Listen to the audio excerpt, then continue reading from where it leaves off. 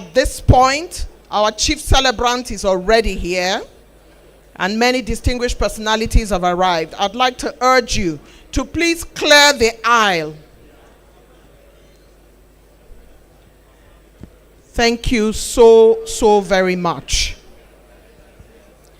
If you don't have anything to do with official photography, I'll urge you to please fall back from the front row. Thank you. You're all most sincerely welcome to this event, and any moment now, in the next 2 minutes, with Her Excellency, the United Nations Deputy Secretary General here, already seated, we will start in a couple of minutes from now. In less than 5 minutes, we'll be on our way, so I'd like to ask you to please settle down. Thank you so very much. Thank you.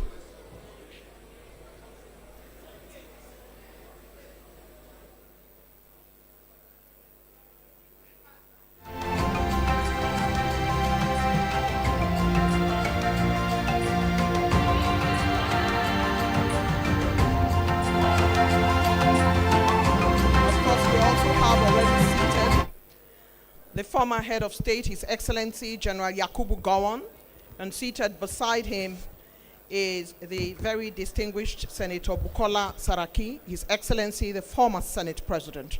I'd like you to please take your seats as quickly as possible. We are in this hall to celebrate one man. Media, if you are ready, I am. Shall we rise for the national anthem?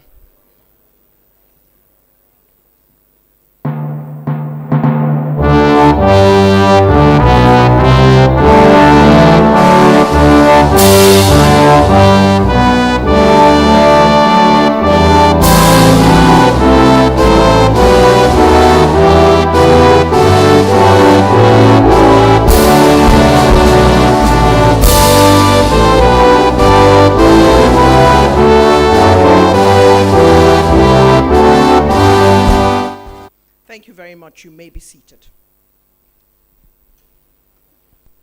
Your Excellency, the President of the Federal Republic of Nigeria,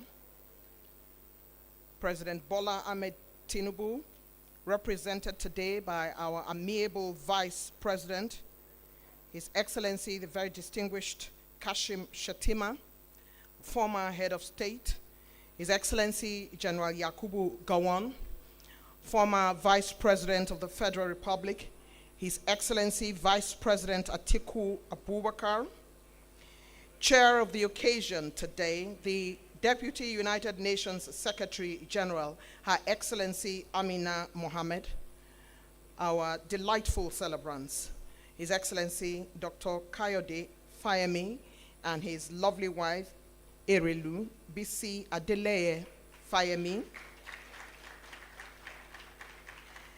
members of the National Assembly, serving and former, with specific reference to Senate Majority Leader, distinguished Senator Fayemi Bamidele, former Senate President, His Excellency Dr. Bukola Saraki, our chief host, His Excellency Abiodun Abayomi Oyebanji, Governor of Ekiti State, other governors here present. And for a moment, I was informed that we have the governors of Ondo, Governor of Ebonyi, and of course the chairman of Governors Forum, Governor of Kwara State. Former governors here present, party leaders here present, former chief of staff to the former president, Professor Gambari, is seated with us today. I'd like to take a moment to greet and welcome members of the Federal Executive Council here present. I did see the Minister of Defense, and I also saw the Minister of National Planning here. Former ministers here present, our book reviewer, former Minister of Youth and Sports Development, Bolaji Abdullahi, moderators and panelists, heads of government and extra-ministerial departments, security agencies here present, international organizations, members of the diplomatic corps, our esteemed traditional rulers in all their glory and their royal regalia here present. I'd like to start with the Oni of Ife, Oba Adeyeye Eniton Ogunwusi Ojaja II. Your Royal Highness, you're welcome. I'd like to welcome His Highness Dr. Khalifa Mohammed Sanusi II, Sarkin Kano, who is here with us. We also have His Majesty King Dadinson Douglas Jaja, Treaty King Amanayabo, natural ruler of the Opobo Kingdom, and other esteemed traditional rulers here present. We welcome you, sirs.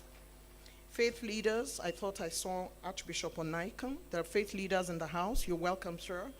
Stakeholders of leadership in Africa, family and friends, distinguished invited guests, ladies and gentlemen. Your Excellencies, it is such an incredible honor to be anchor at such an elevated event. My name is Eugenia Abu. I'm a Nigerian broadcaster.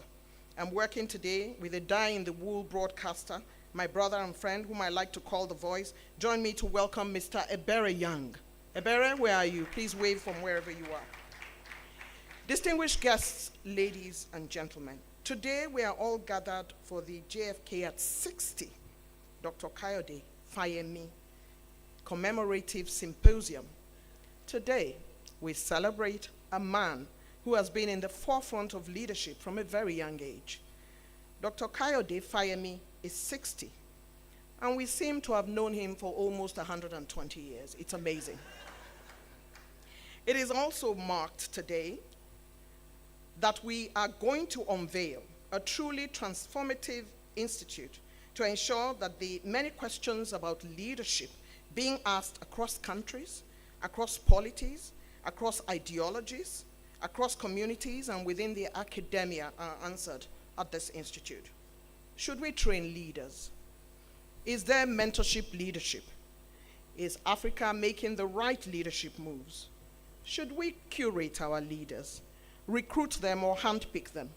What are the new definitions of leadership and who are the beneficiaries? What is the meaning of advanced leadership? Who is hungry to lead? The power of leadership and the power of policy, variables for transformation. Welcome to the Amandla Institute for Policy and Leadership Advancement, a Pan-African organization established to drive bold initiatives in harnessing leadership and policy for transformation of the African continent and the progress of global Africa. Amandla Institute, a worthy legacy by founders, His Excellency Dr. Kayode Fayemi, and of course his wife, Her Excellency Bisi Adeleye Fayemi. They are the founders of this worthy institute. The man who famously said, quote, "The litmus test for our success as leader is not how many people we are leading, but how many we are transforming into leaders," is Dr. John Kayode Fayemi. Ebere will do the honors of the introductions of the founders of this worthy institute and set the ball rolling for the activities that would follow as we celebrate yet a friend, a brother, a great leader, Dr. Fayemi. Please welcome Ebere. Thank you. If broadcasting was the military, this woman would have been a general. Let's appreciate her, ladies and gentlemen. Thank you. Your Excellencies, distinguished ladies and gentlemen. Your Excellency, Dr. Fayemi, I understand the actual birthday is on Sunday.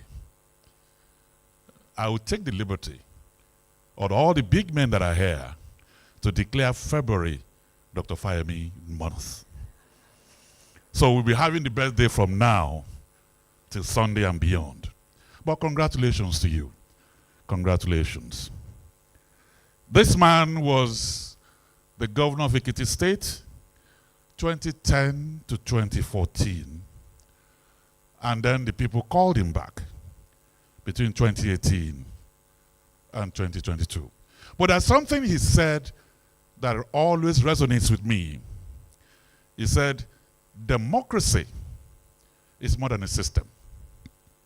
It is a promise of freedom and accountability, a government that truly serves the people. So as you celebrate 60, my head is turning around the rest 60 of your life. A few things you don't know about from his friends and associates on Dr. Kayode John Fayemi. Governor Fayemi is a very profound. Fayemi. Governor Fayemi is a very profound character. Sincere and cherished brother and friend to me. Accommodating, loving is my brother. I consider to be a brother. He's a good friend. Not A brother. He's a good friend. not soulmate, supporter.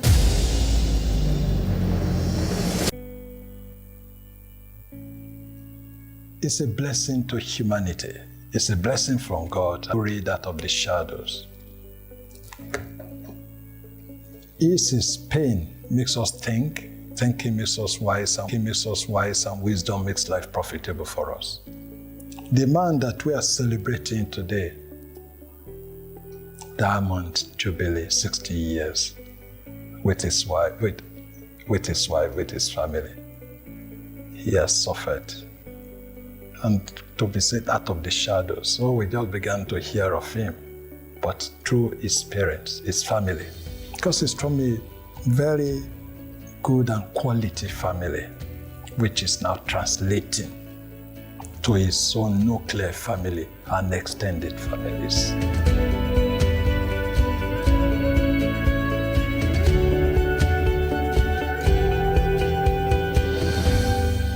Well, he's very amiable. He's very shy, but people don't see that aspect of him. Extremely shy. He loved the company of himself, and people misconstrue that to be something else.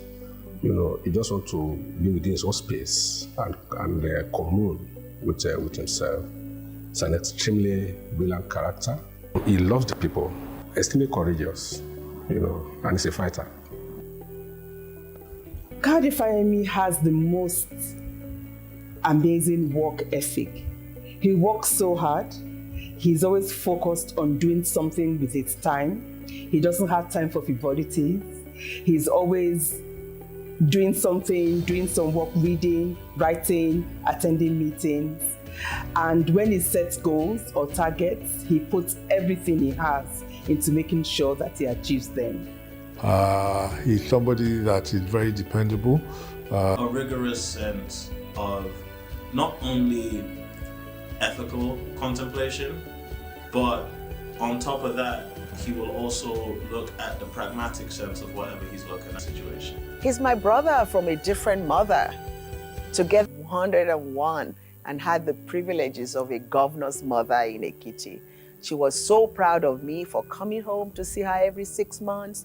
And Governor Fayemi made sure the elderly in Ekiti were well taken care of. But my mother was special to the Fayemis. Every time I stepped foot in Ekiti, there was Kayode Fayemi, and Erelu also was there to welcome me.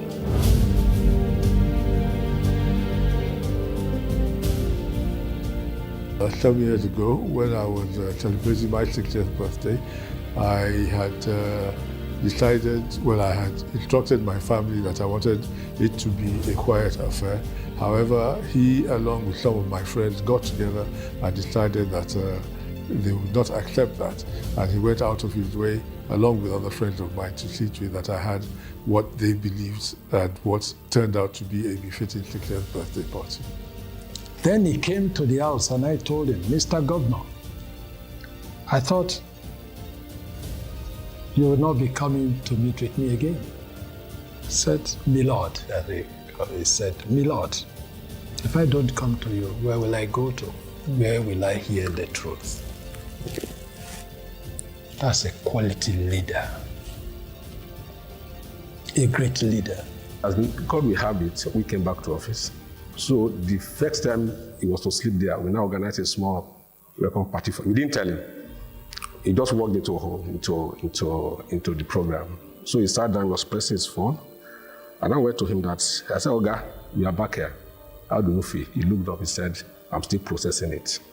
And I told myself that after also this man has a soft side, you know, so I just kept it to myself. I'm still processing it. You know, it was just, look, so is this possible? at least for the first time, I saw the soft side of him. Kayode and myself went to Lagos to the parents of the wife just to introduce herself. And I was very happy about that by that time because my little Beetle, he drive it with me to Lagos to his our in-law just to introduce herself. So, and we came back that same day. Kayode Fayemi created the structure that enabled us to succeed. Yeah, I have so many fond memories of going to Ekiti. Too many to count because I visited Ekiti with my children and with my husband. But I remember when I visited Ekiti with my friends from Chicago, the keepers and cantors, they were investors. And Fayemi was facing a tough re-election battle. We recorded a goodwill message of 4x4 for him. He did not win, but every disappointment is a blessing, and we all learn to be better human beings. I'm thankful that we've always had each other. I've always had his back, he's always had mine. And as I said earlier, he has the most amazing work ethic. He's always focused on what he can do, how he can serve, and how much of an impact he can make. And that is the kind of person, set aside the fact that he's my husband, that's the kind of person I want for a leader. And so I admire him a lot as a human being, as a leader, as a gentleman. He's the quintessential Omoluabi, as we say in Yoruba. And of course, I love him dearly as a beloved husband and father. So my darling Kayode, my very, very own JK. Happy birthday, Dad. Happy birthday. Happy birthday. I love you. Thank you for being an amazing husband and father. I wish you many, many, many, many, many more years lived in good health and peace of mind. My very own Jagumolu, congratulations on joining the club of 60.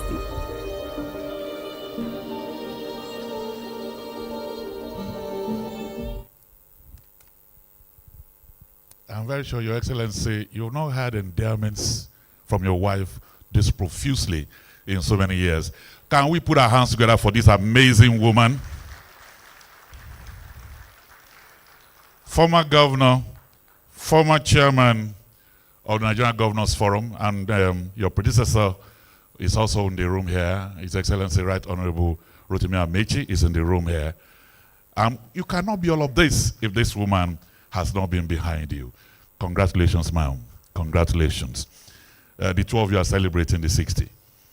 And so, Your Excellencies, distinguished ladies and gentlemen, it is with pleasure that I welcome all of you one more time, but to formally welcome all of us, I'd like to welcome here an amazing woman, a policy advocate, social change philanthropy practitioner, feminist activist, writer, winner of the Zik Leadership Award for Leadership, former First Lady of Ekiti State, in those years I mentioned earlier, an elegant stallion, an amazing woman, an ambassador of what it means to be a virtuous woman. Please welcome here the co-convener, Her Excellency Bisi Adeleye Fayemi.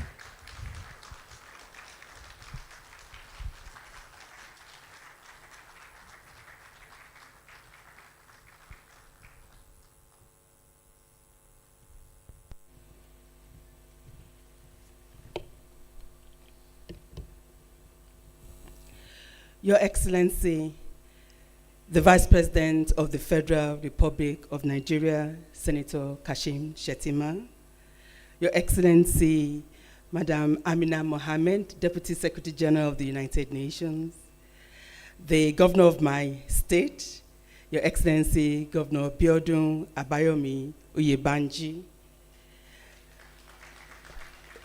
the celebrants of today, my beloved husband, Your Excellency Kayode Fayemi, CON, and our son Amanda Fayemi Folajimi is in the audience somewhere.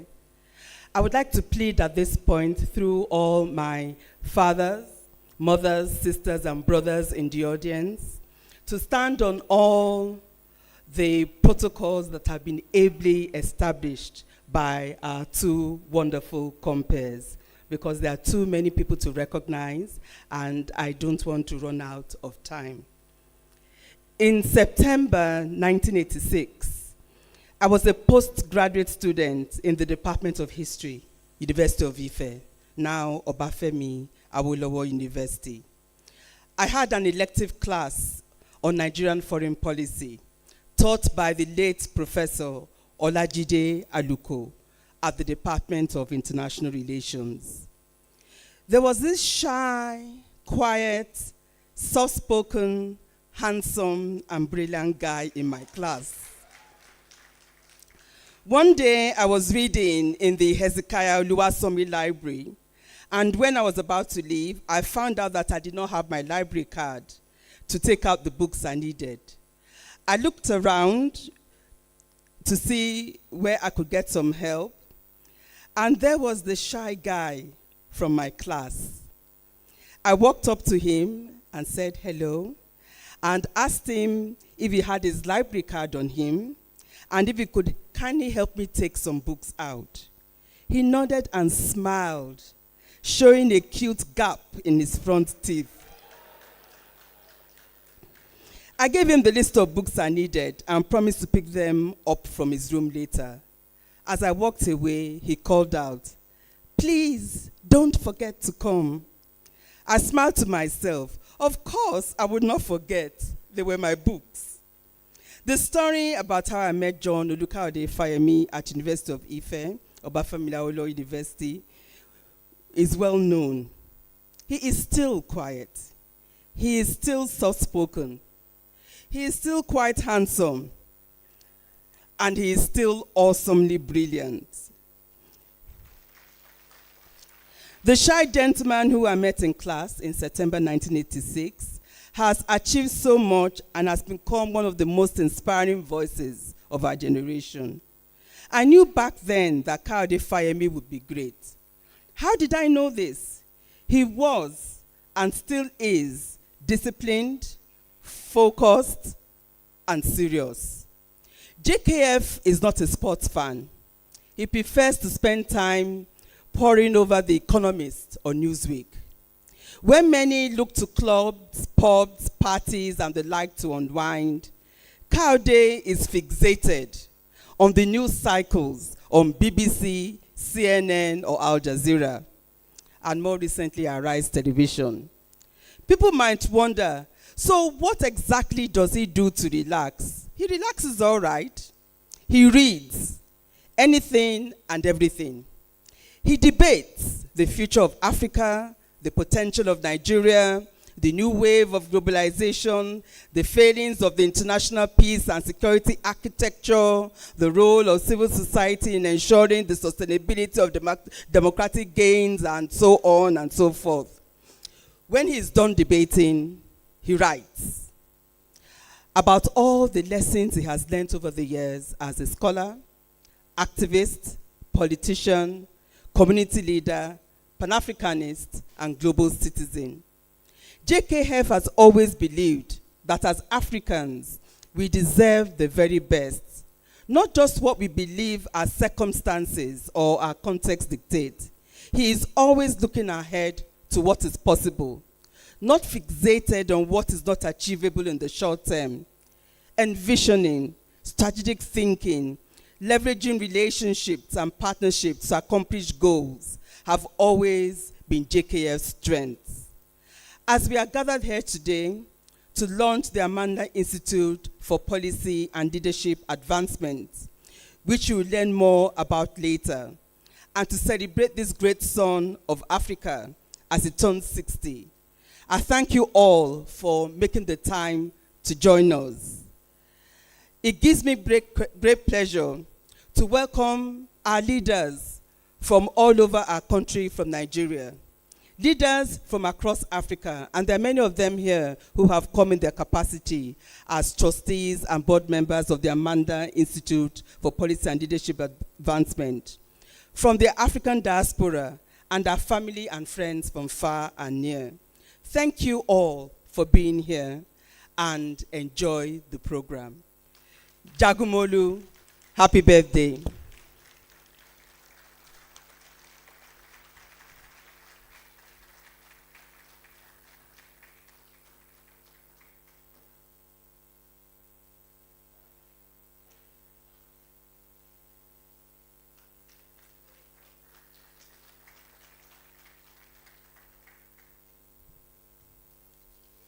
Your Excellencies, we're celebrating, and why not? And of course, you all know that Valentine is in the air. So Erelu was preparing all of us for what is to come. And I thought to myself, you know, all these years, when you hear people talk, they say, women who are brilliant, women who are tough, women who are self-loving and self-knowing do not fall in love. It's not true. It's far from the truth. The story of Erelu, B.C. Fayemi's books, in one portion of the university tells us so, and all those shy, gap-toothed, soft-spoken, all those words. I'm a writer, handsome. I picked them out and I said to myself, oh wow. His Excellency must be feeling like a 15-year-old boy who just met his bride. Beautiful. Absolutely so. I'd like to thank you all for coming. In the protocol list, we tried to block people as they were to keep the time, but I know that His Excellency, the Executive Governor of Kano State, Alhaji Abba Yusuf, is represented today by Alhaji Usman Bala Mohammed, State Advisor to the Governor. He's here with us. Please, let's give him a round of applause. We have the Governor of Imo State, Distinguished Senator Hope Uzodinma, is represented by Ambassador Dr. Humphrey Ojako, who is here with us. We thank you for coming. We have our faith leaders, representative of the Sultan of Sokoto, who has joined us today. He is in the person of Professor Ahmed Tijani Mora, who is representing His Eminence Alhaji Muhammad Saad Abubakar, the Sultan of Sokoto. Amongst other faith leaders, we have in the room Pastor Tunde Bakare, who has joined us today. We thank you, sir. And of course, we have the former governor of Anambra State. We also have with us in the room the former presidential candidate of LP, Senator Ben Obi. He's here somewhere in the room, I've been informed. We welcome you, sir. And of course, we know that our chief host is here. His Excellency Biodun Abayomi Oyebanji, Executive Governor of Ekiti State, has joined us. And our Senate leader in the 10th National Assembly, the very distinguished Senator Fayemi Bamidele, is also here. We thank you, sir. We thank all distinguished ladies and gentlemen who are here. And I'd like to tender a quick apology. You know, when you see JKF, you think JFK, and sometimes it can be a tongue twister. But we know who we are celebrating, don't we? John Kayode Fayemi, His Excellency, the chairman of Governors Forum in the past. And of course, we have Right Honorable Rotimi Amechi, His Excellency, being represented today, who is his predecessor, is also here. Your Excellency, Mr. President, ably represented by His Excellency the Vice President, himself a man of letters, a reader, a banker, a politician of note, a man who understands the Amandla Institute. Excellencies, distinguished ladies and gentlemen, our next speaker is a man who understands succession, leadership, loyalty, and service. A man who visited his former tailor when he was in the university and changed his life and made a couple of more clothes. Who does that except a man of service? Help me welcome our chief host, a legacy bearer, His Excellency Governor Oyebanji, former governor of current governor of Ekiti State. We can't confuse you with the celebrant. The current governor of Ekiti State is making his way. In addition to being a governor, he's also a brother and a friend. Governor of Ekiti State. Another round of applause for him, please.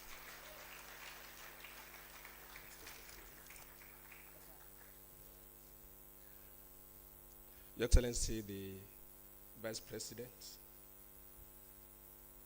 let me use you to extend courtesies to all distinguished Nigerians that are here this morning because of time. I have 5 minutes. I adopt the protocol as established, and on behalf of the government and people of Ekiti State, I once again welcome all of us to this occasion. As a government, we are glad for the life of Governor Kayode Fayemi. It has been 60 years of positive impact to humanity globally, nationally, and at the subnational level. Sir, on behalf of your people from Ekiti, we are immensely grateful to you for your service to Ekiti people. History will surely be kind to you. You build on the achievements of your predecessors as led by Governor Niyi Adebayo, Governor Segun Oniisia. Governor Fayemi sent his apology. He's out of the country, he's coming in today. He sent his apologies. Through your policies, programs, and action, you laid an enduring legacy in Ekiti State on which I'm building on. Your people from Ekiti are immensely proud of your achievement in the last 60 years. We are proud of you, we love you, we wish you the best, and we are sure that the best is yet to come. Sir, on behalf of your mentees, some of them are here, some have joined us virtually. I'm one of them. I say thank you for your mentorship, for providing the wings for us to fly. And on behalf of myself, I say thank you. You are a benefactor, you are standing by me, and you are being a good leader, a good mentor, a good brother, and a good friend. 60 looks good on you, but my desire on your 63rd birthday is that now that you have joined the Elders Forum, I think you need to slow down a bit and spend more time with Erelu and stay at home. Once again, sir, happy birthday.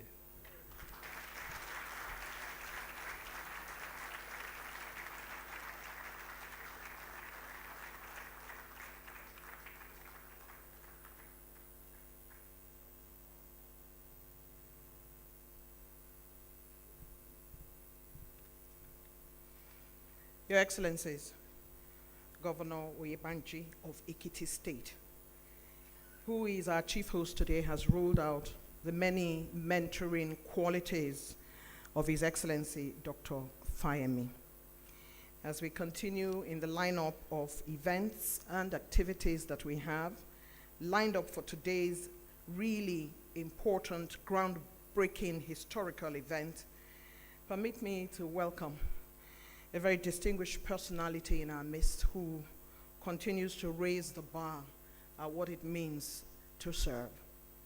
Not only did she serve Nigeria as a former Minister of Environment, she has served Nigeria in many capacities before then.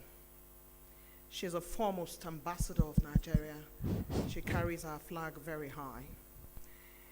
Your Excellencies, the moment she receives the appointment to go into international space, we had a conversation about her attire and what it means to be a Nigerian in the public international space. She carries it with such aplomb, with such dignity, and does us so very proud every time she turns out when you see her in the international space. International civil servant of repute, a girl-child advocate, a woman of many parts preaching peace across the world. Help me welcome the lovely and elegant United Nations Deputy Secretary General, Her Excellency Amina Mohammed.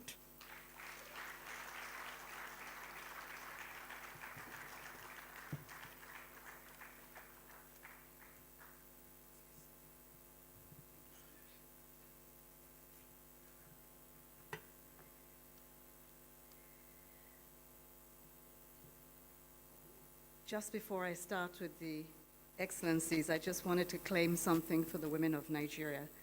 First is that we are the #2 civil servant of the world.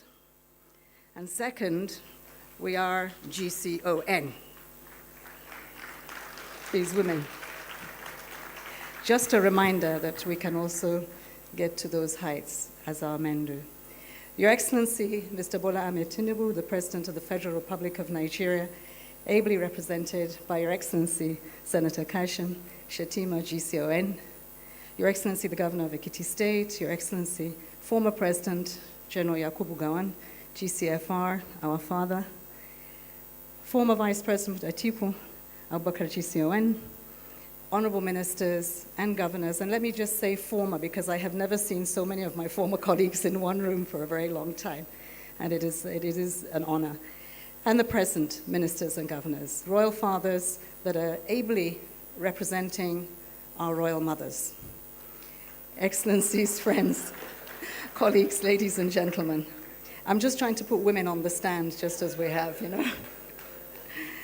It is a pleasure to join you all today as we celebrate the life of a remarkable contributions of my dear brother, Dr. Kayode Fayemi, extraordinary leader, brilliant scholar, and a devoted husband and father. Welcome to the 6th floor.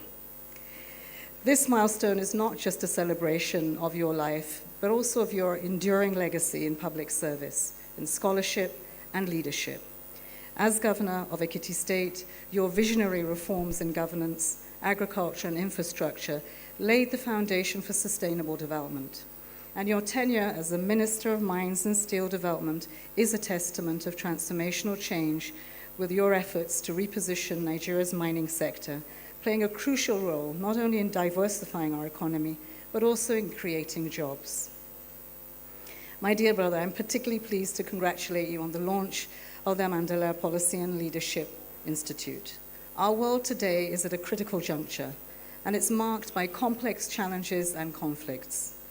In Africa and the region, we are grappling with political instability, weakened democratic institutions, and growing divisions between and within regions. These challenges not only undermine the progress on sustainable development, peace, and economic growth, but they're also reversing the hard-won gains in these areas. In these challenging times, the values of Pan-Africanism, unity, cooperation, and shared progress are more important than ever. Pan-Africanism reminds us that our future is interconnected, and by working together across borders, we can create a prosperous and peaceful Africa. The opportunity today that we have of Africa is not just us rising, but it is also to bring the world back from the brink. Today, we are living in surreal times where the rule of law is AWOL, where leadership is questioned, and where trust is broken and our social fabric is tearing. And that I have a Nigerian at the helm of affairs who is trying to fill these gaps and address leadership is just amazing, and it is where Nigeria should be, leadership in Africa and the world. By fostering regional collaboration and harnessing that leadership and policy for transformational change, the Institute is poised to drive the much-needed dialogues and actions that can propel Africa towards sustained transformation. And let me just underscore the importance of dialogues, because unless we are listening to one another, we are expressing our views free from fear, free from, I would say, judgment.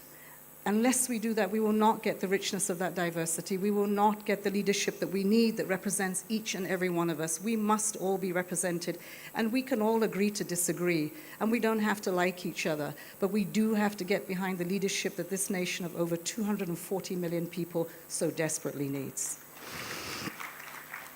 With its commitment to addressing leadership policy interface in Africa, the Institute is set to be a key player in shaping the future of African governance, ensuring that the next generation of leaders are equipped with the knowledge, skills, and visions to meet the challenges ahead and to reclaim Africa's place in the world. And I think to be reminded today, as I look at the many people in this room, my fathers, but also our generation, I think His Excellency, the Governor of Ekiti, said, Kayode, welcome to the Elders Group. I think we're the last generation that knows what good is and has benefited from Nigeria. We owe, it's not entitlement, we owe the next generations a return on that investment that was made in us. I'd like to commend you and Erulu on this laudable initiative As you have wisely said, the litmus test for our success is as leaders not how many people we lead, but how many are transformed into leaders. But may I add to that, how we inspire followers. Because today you can be leading very well, you look behind you and there is no one. So we really need to also inspire our followers who have lost trust along the way. Excellencies, friends, as we celebrate Dr. Kayode today, I would like to honor his family, but especially my sister, Erulu. Your unwavering support has been instrumental to his success, and I think he would be the first to acknowledge that. You're a passionate advocate for women and children's rights and social justice, and you've stood alongside him, and together you've set and you continue to set an example of how collaboration, dedication can drive meaningful change. So I look forward to being like you when I grow up. Excellencies, ladies and gentlemen, expectations are really high of every forum that comes together to discuss this nation and the future of Africa. And the gaps are enormous. They will not be filled in our generation, but perhaps we can begin to lay those foundations for the next generation. Our young people are restless for change, and they demand it. So let's get to work and talk. Thank you.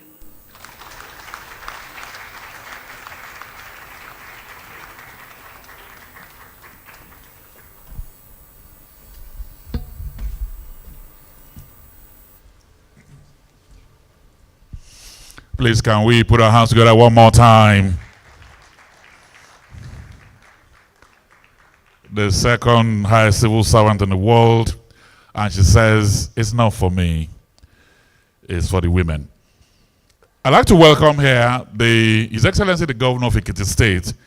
Didn't come alone. He's here with virtually all members of the State Executive Council.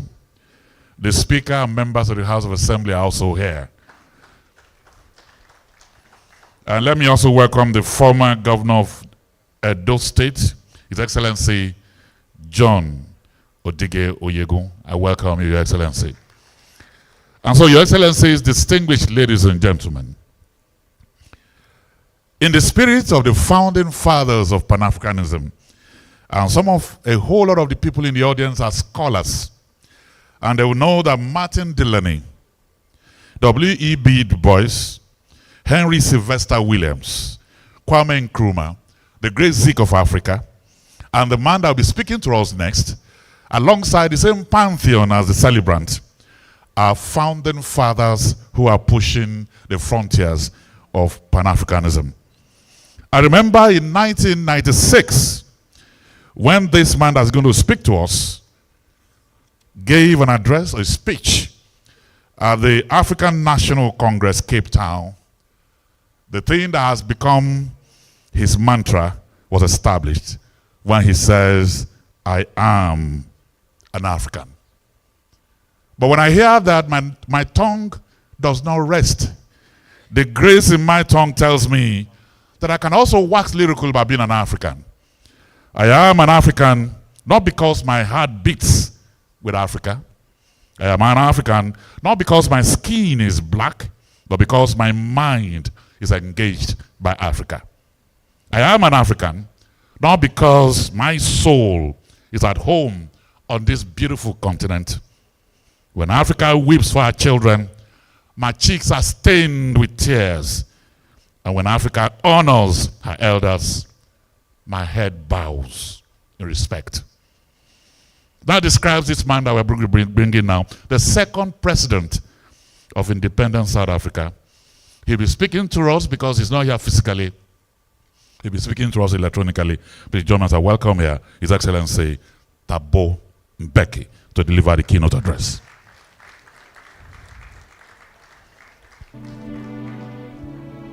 I am an African.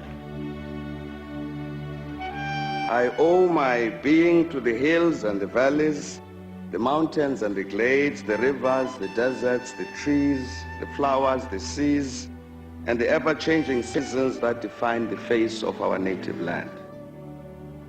My body has frozen in our frosts and in our latter-day snows.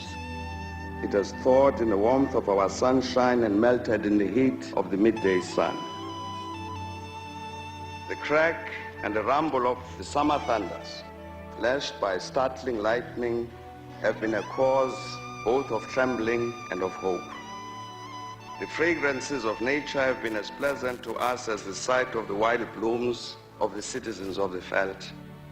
The dramatic shapes of the Drakensberg, the soil-colored waters of the Likwa, Iqeli, Notugel, and the sands of the Kalahari have all been panels of the set on the natural stage on which we act out the foolish deeds of the theater of the day. At times, and in fear, I have wondered whether I should concede equal citizenship of our country to the leopard and the lion, the elephant and the springbok, the hyena, the black mamba, and the pestilential mosquito. A human presence among all of these, a feature on the face of our native land just defined, I know that none dare challenge me when I say I am an African.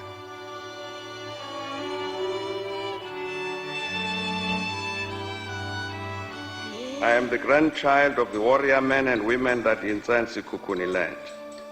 Patriots at Tetwayo and Mpepu took to battle.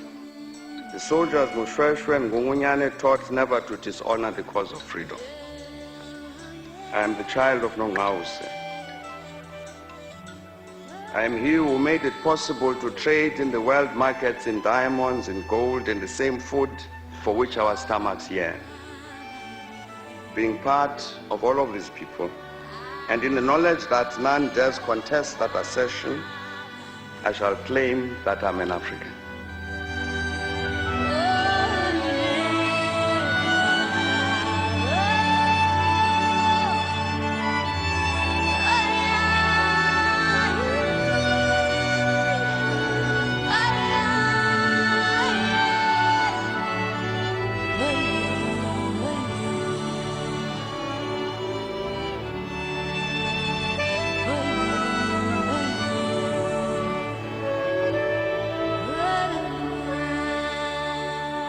Today, it feels good to be an African.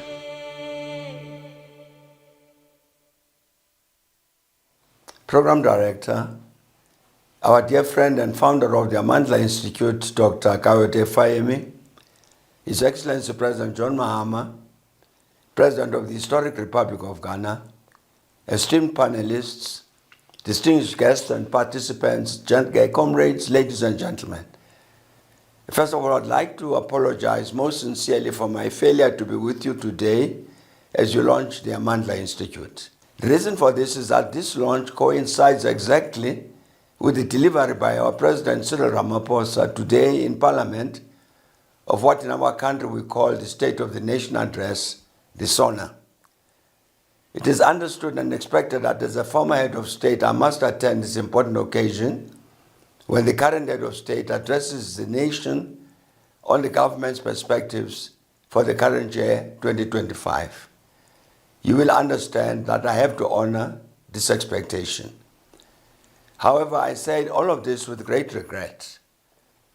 That regret derives from the fact that indeed I would have been very greatly honored and privileged to attend the launch of the Amandla Institute. I therefore take this opportunity to congratulate our friend and fellow combatant for Africa's Renaissance, Dr. Kayode Fayemi, CON, for the launch of this institute. I'm very glad indeed that so many of our esteemed fellow Africans set aside time personally to participate at this launch. The launch takes place under the relevant but challenging theme, renewing the Pan-African ideal for changing times. And this signals the importance we must attach to the formation of the Institute. The rest of the theme of this launch demands that correct answers to the strategic matters pertaining to the leadership and policy challenges and opportunities confronting our continent. Like all of us present at this launch of the Institute, I'm greatly inspired that our friend Kayode Fayemi took the initiative to establish the Institute. This is because I'm certain that thereby our continent has acquired a vitally important think tank which will add immensely to Africa's capacity to find the right answers to the many challenges she faces. Program Director, Immediately, the theme renewing the Pan-African ideal for changing times suggests two things. One of these is that somehow the Pan-African ideal has receded in terms of contemporary African political practice. The second is that we must understand that the global setting in which our continent exists and must pursue its Pan-African goals is changing to a strategically important degree. Responding to this correct thesis, I'd like to start by saying something about some of the objectives our continent has set itself. In May 2013, to mark the 50th anniversary of the establishment of the OAU, the 21st Ordinary Session of the AU Assembly of Heads of State and Government adopted the 50th Anniversary Solemn Declaration.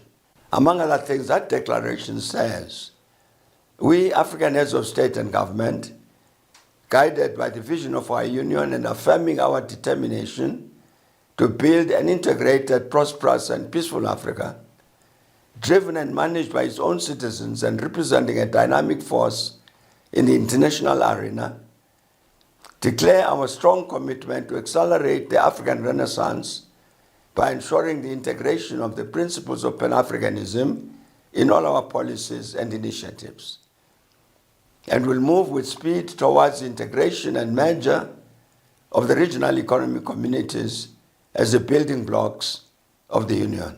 We will endeavor for Africa to take its rightful place in the political, security, economic, and social systems of global governance towards the realization of its renaissance and establishing Africa as a leading continent. And thus we reiterate our commitment to Africa's active role in the globalization process and international forums, including in the financial and economic institutions. We pledge to act together with our peoples and the African diaspora to realize our vision of Pan-Africanism and African Renaissance. The last OAU Assembly of Heads of State and Government held in Lusaka, in Zambia in 2001, adopted what ultimately became known as the New Partnership for Africa's Development, NEPAD. In October of that year, the NEPAD leadership issued a comprehensive document on NEPAD, and among others, the document says that this new partnership for Africa's development is a pledge by African leaders based on a common vision and a firm and shared conviction that they have a pressing duty to eradicate poverty and to place their countries, both individually and collectively, on a path of sustainable growth and development, and at the same time to participate actively in the world economy and body politic. It says the poverty and backwardness of Africa stand in stark contrast to the prosperity of the developed world. And the new Partnership for Africa's Development calls for the reversal of this abnormal situation by changing the relationship that underpins it. Africans are appealing neither for the further entrenchment of dependency through aid nor for marginal concessions.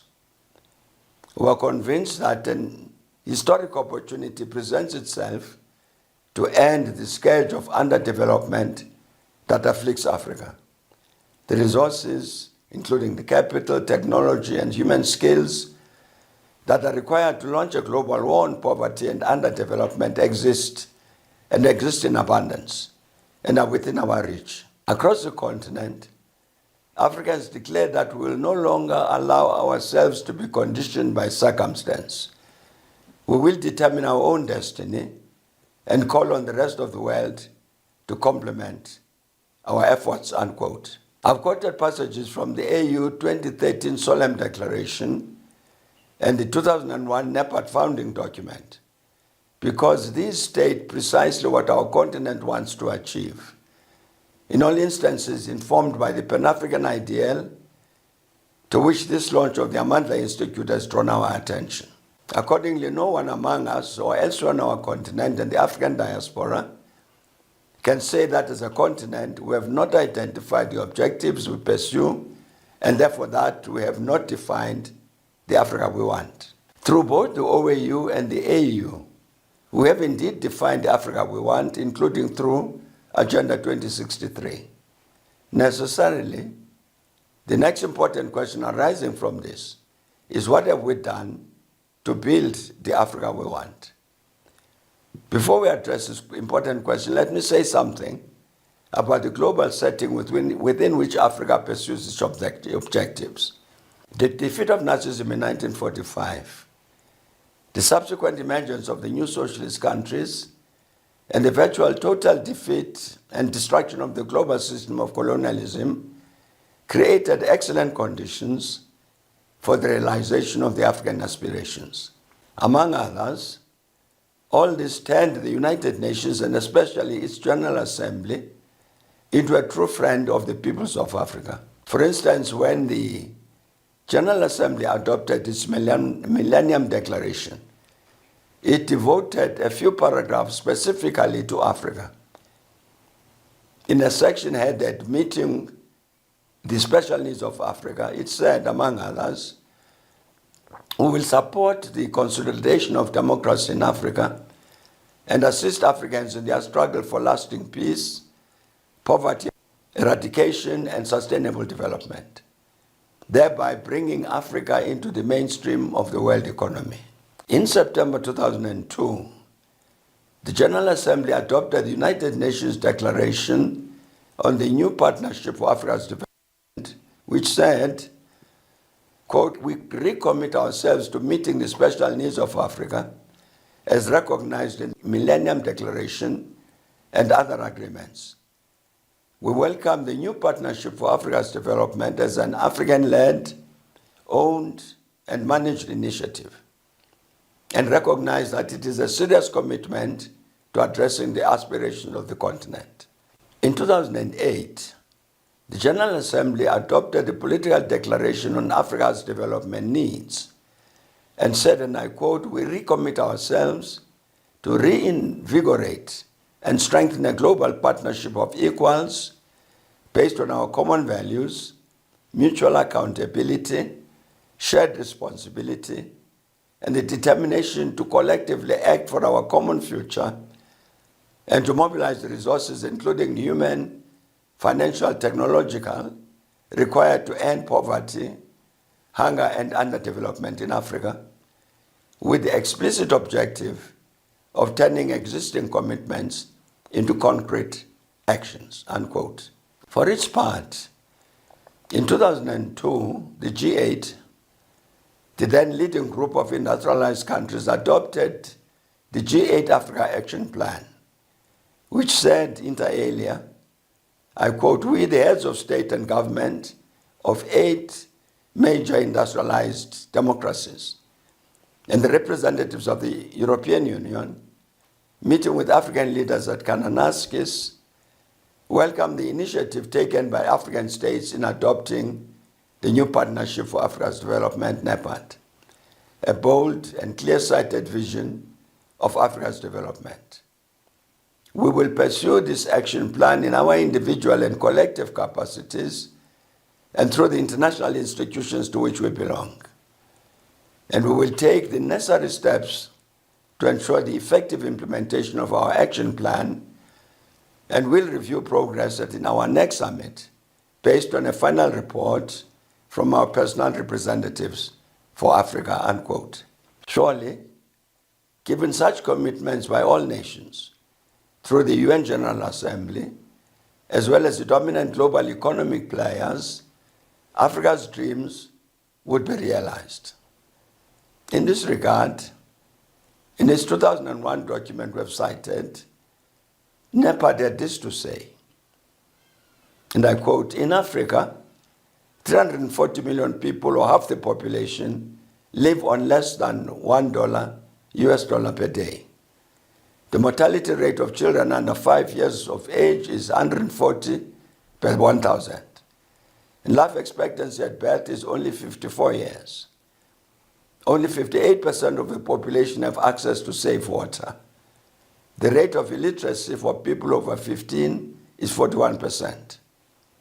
There are only 18 mainline telephones per 1,000 people in Africa, compared to 146 for the world as a whole, and 567 for the high-income countries, unquote. In its Economic Development in Africa report 20 years later, in 2021, UNCTAD reported that in Africa, 34% of households are below the international poverty line. And with a regional Gini coefficient of around 0.40, they form part of some of the most unequal societies in the world. And with regard to trade, the share of Africa in world trade has declined steadily over the past 50 years. And it continues that the period of unprecedented growth in the 2000s has not translated into significantly improved livelihoods for most people in Africa, as the income gap between rich and poor has widened. For its part, the World Bank reported that about 464 million people in Africa are still living in extreme poverty in 2024.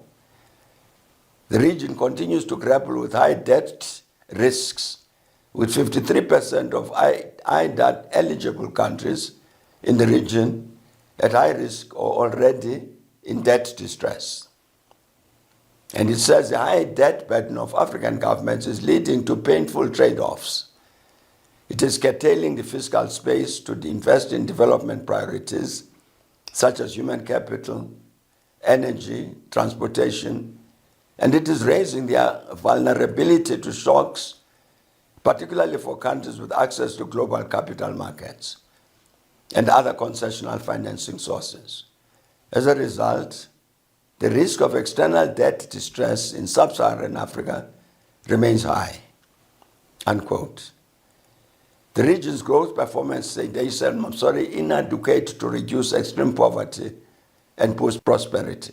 In a 2020 article entitled The UN at 75 Years, Africa and the Strained Relationship, Professor Mark Kogan writes inter alia that, quote, since the start, UN peacekeeping in Africa has been a miserable failure, and mentions the 1994 Rwanda genocide specifically. And he says United Nations admits that the goal of poverty eradication is not close to being met. And projections suggest that over 23% of sub-Saharan Africa's projected 2030 population of 1.7 billion will be living in extreme poverty.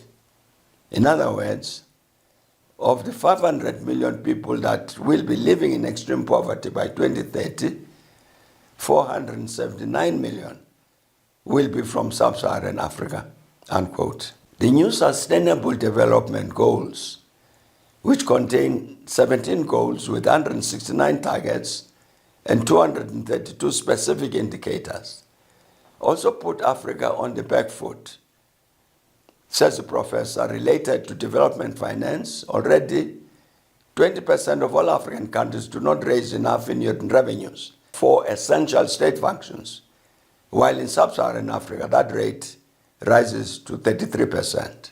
The 2024 Africa Sustainable Development Report, issued by the UN Economic Commission for Africa and others, makes this disturbing but predictable finding. For Africa, less than 6% of the 32 measurable SDG targets are on track to be achieved by 2030. Obviously, there are more of such statistics about the challenges Africa faces that we can cite. However, I believe that this is not necessary. To close this part of my comments, I would like to quote a very interesting observation which was made in January 2023 by Max Eil, a postdoctoral fellow at the University of Ghent. He made this observation in an article written in the light of the proposal made by the then chair of the G77 plus China, Miguel Diaz-Canel, President of the Republic of Cuba, for the resuscitation of the project for the new international economic order. The Max Eil article is entitled The NIEO, the New International Economic Order in a State of Permanent Insurrection, and says, quote, in the 1970s, the countries of the South mounted a collective assault on the world economic order. They proposed instead a new international economic order to challenge the neo-colonial system. Such a project painted the future sky with dazzling plans for prosperity. A bright variety of socialist and radical nationalist projects to change the world. The strengths of these projects were numerous, but however, the Western states were eager to draw out the South into fruitless convenings shorn of serious commitments. If the front was not radical enough to win, it was too radical for the imperialist powers. If national capitalisms in the periphery were not possible because of the nature of accumulation on a world scale, which demanded subordination, labor reserves, and value transfer, and relied on peripheral disarticulation for markets and commodities, it was far too radical from the perspective of Northern monopoly capital. Why, after all, would Northern monopoly capital accept changing terms of trade which were to its advantage? Why would it allow for draining labor reservoirs which depressed peripheral trade wages and were central to the systemic stability of capitalism? Why would it allow peripheral sovereign industrialization when there were so many gains to be secured from disarticulated industrialization, subcontracting, and other modes of turning southern industrialization into labor arbitrage? There are two instances which come immediately to mind to substantiate what we may call or describe as the Max Isle thesis. These are the G8 Africa Action Plan and the Doha Development Round of the WTO. As we have said, the very significant G8 Africa Action Plan, which strikingly provided for mutual accountability between the developed North and developing Africa, was adopted by the G8 at their summit meeting in Kananaskis, Canada in 2002. The G8 summit returned to Canada 8 years later in 2010. This latter summit confirmed that the G8 Africa Action Plan had ceased to exist. So much so that the host country, Canada, refused that a discussion of the plan, of the fate of the plan, should even appear on the agenda of the meeting. This was despite the specific request for this item, the request from the African countries which attended the meeting. Simply, the G8 killed the Africa Action Plan for the reasons stated by Max Isle. We can say the same about the Doha Development Round, which kicked off in Doha, Qatar in 2001. It finally collapsed 10 years later in 2011. In 2002, the Asian Development Bank said, and I quote, "The new trade round launched at the 4th Ministerial Conference of the WTO in November 2001 in Doha is widely referred to as a development round. It promises to place development at the heart of trade negotiations, full account of the developing countries' interests and concerns," unquote. The humanitarian organization Oxfam also said, quote, "The Doha Development Round was meant to rebalance decades of unfair rules in agriculture and address the needs of developing countries. Instead, the negotiations have betrayed this promise," unquote. The developed North refused so to reduce its agricultural subsidies as to improve access to their markets by agricultural exports from the developing South, as well as reducing the negative impact of their cheap, subsidized agricultural products on similar products in the countries of the South. In brief, as in the case of the G8 Africa Action Plan, the developed North killed the entire Doha Development Round for the reasons stated by Max Isle. Everything we've said so far makes the universal statement, the unequivocal statement, that Africa is very far from achieving the socio-economic objectives set, for instance, by NEPAD. In this context, one of the things Africa must do through the AU is urgently to convene a high-level African think tank with the tasks: one, to review all the policies and programs in which the continent is engaged to achieve sustainable development, and two, to make recommendations with timeframes about the actions to be taken to achieve various objectives, such as those stated in agendas 2030 and 2063. And three, state what steps should be taken to address such obstacles as may exist or emerge to frustrate the achievement of the set objectives, and alternatively, what measures should be put in place to take advantage of such opportunities as may exist or emerge to facilitate the realization of the set objectives. Our broad theme correctly points us to the reality of changing times, within which we must discuss Africa's challenges. Last month, that is January this year, the new US Secretary of State, Marco Rubio, made some important remarks during an interview. He said, and I quote, "After the collapse of the Soviet Union, we were the only power in the world. And so we assumed this responsibility of sort of becoming the global government in many cases, trying to solve every problem. And so it's not normal for the world to simply have a unipolar power. That was an anomaly. It was a product of the end of the Cold War, but eventually you were going to reach back to a point where you have a multipolar world, multi-great powers in different parts of the planet. We face that now with China, and some extent Russia, and then you have rogue states like Iran, North Korea you have to deal with," unquote. Secretary Rubio is quite correct that an important element of our changing times is the struggle for a multipolar as opposed to a unipolar global order. Unfortunately, I do not have time to make a comprehensive presentation on this issue and will therefore be brief. The war in Ukraine is a manifestation of this battle between multipolarity and unipolarity. The US in particular wanted to see Russia defeated and positioned such that it would not be in a position ever to challenge US hegemony.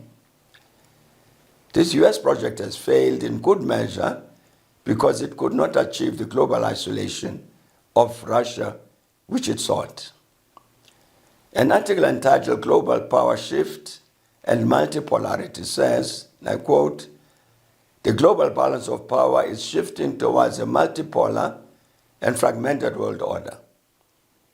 This has significant implications for Africa's international relations. States such as China, Russia, the United Arab Emirates, Turkey are increasing their political, economic, and military involvement on the continent. They offer African states new forms of cooperation and thus potentially more opportunities to shape their foreign relations," unquote. Inevitably, this will also mean intense competition.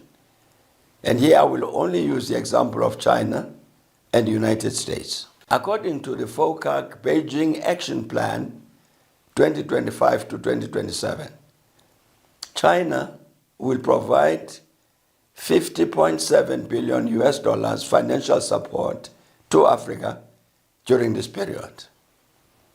In addition, among others, China will finance 1,000 projects during the same period to improve people's livelihoods. This is substantial support for Africa's development program. On the other hand, the current Trump administration has not as yet produced its Africa policy. Such policy was announced by then National Security Advisor to President Trump, the well-known Ambassador John Bolton, in 2018 during the earlier Trump administration. Among other things, Ambassador Bolton said, and I quote, "We have prioritized developing this document because we understand that lasting stability, prosperity, independence, and security on the African continent are in the national interest of the United States. Our first priority, enhancing U.S. economic ties with the region, is also vital to safeguarding the economic independence of African states and protecting U.S. national security interests. Great power competitors, namely China and Russia, are rapidly expanding their financial and political influence across Africa to gain a competitive advantage over the United States. China uses bribes, opaque agreements, and the strategic use of debt to hold states in Africa captive to Beijing's wishes and demands. Russia, for its part, is also seeking to increase its influence in the continent through corrupt economic dealings. In short, said Bolton, the predatory practices pursued by China and Russia stunt economic growth in Africa, threaten the financial independence of African nations, inhibit opportunities for U.S. investment, interfere with U.S. military operations, and pose a significant threat to U.S. national security interests, unquote. This example about what China said about Africa in 2024 and what the U.S. said about Africa in 2018 graphically indicates the challenges Africa will face in terms of competing international players in the context of the establishment of a global multipolar order. Our continent, especially the AU, has to prepare properly to position Africa correctly within the emerging multipolar world, which, for instance, has seen the emergence of the important BRICS group of countries and the insertion into the global agenda of such matters as the global de-dollarization of international economic relations. What this means is that our continent must pay particular attention to the urgent strategic task to develop a leadership cadre capable of defending and advancing Africa's interests within the context of competing global players in a situation of both continuing globalization and the institution of a multipolar world order.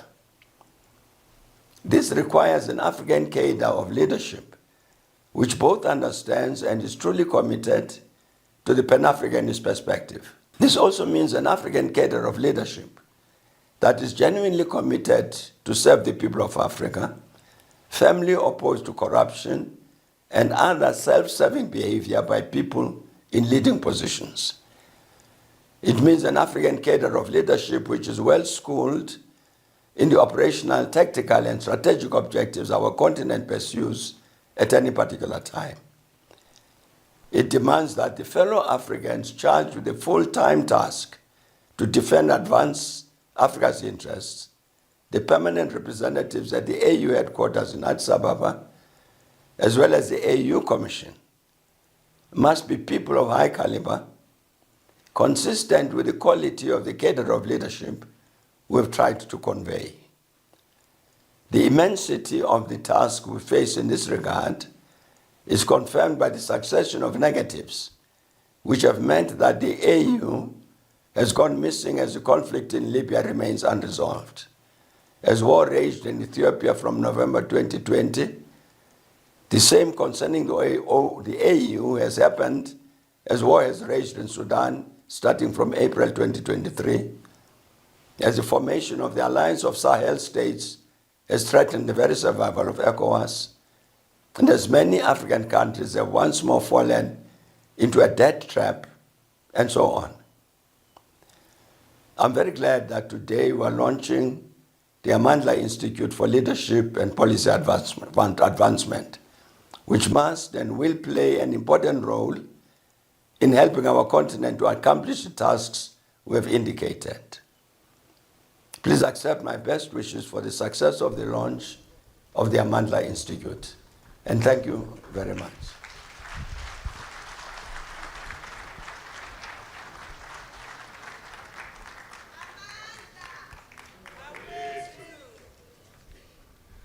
The round of applause might not get to South Africa. Can we make it sound so that he can hear us in South Africa? Thank you very much. Thank you.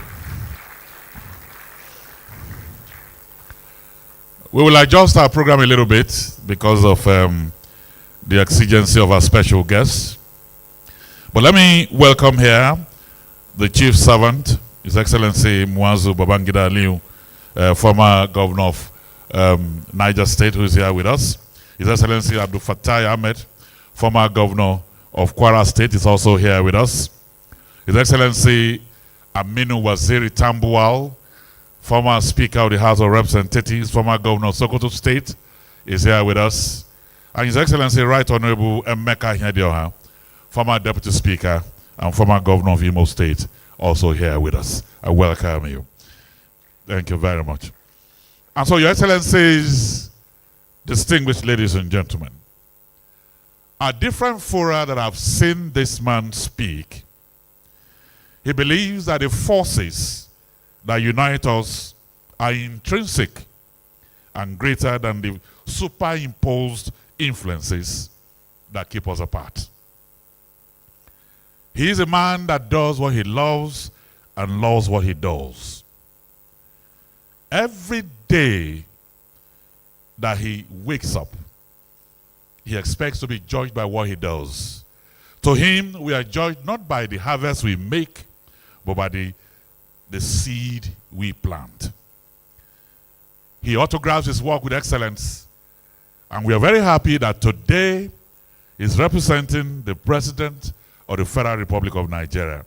Please join me as I welcome here His Excellency the Vice President of Nigeria, His Excellency Senator Kashim Shettima, GCON.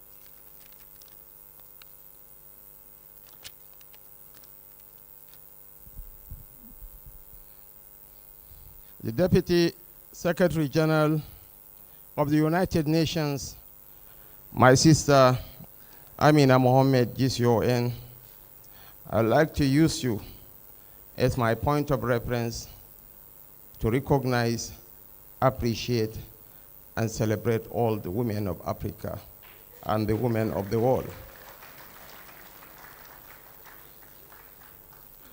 Former Head of State, the Venerable General Yakubu Gowon. Former Vice President Alhaji Atiku Abubakar, GCON. During the political cycles, I was the agent provocateur, and I took pot shots at him. Well, being an elder statesman, he took it calmly. In private conversations, I address him as Baba. But come 2027, I will still take the first shot at him.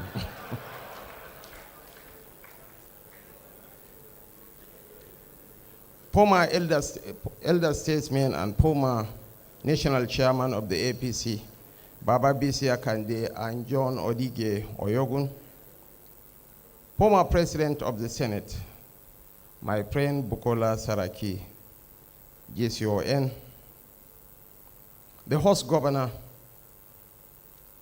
Right Honorable Abiodun Abayomi Oyebanji, Badge.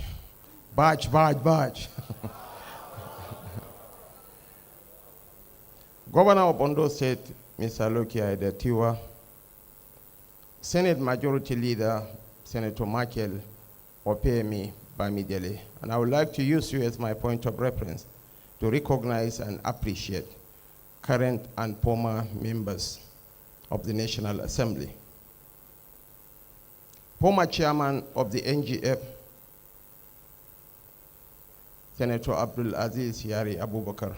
I would like to use you to appreciate and celebrate all our former colleagues in the Governor's Club.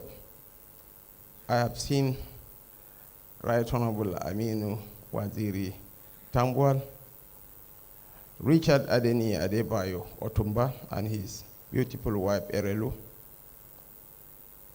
former Governor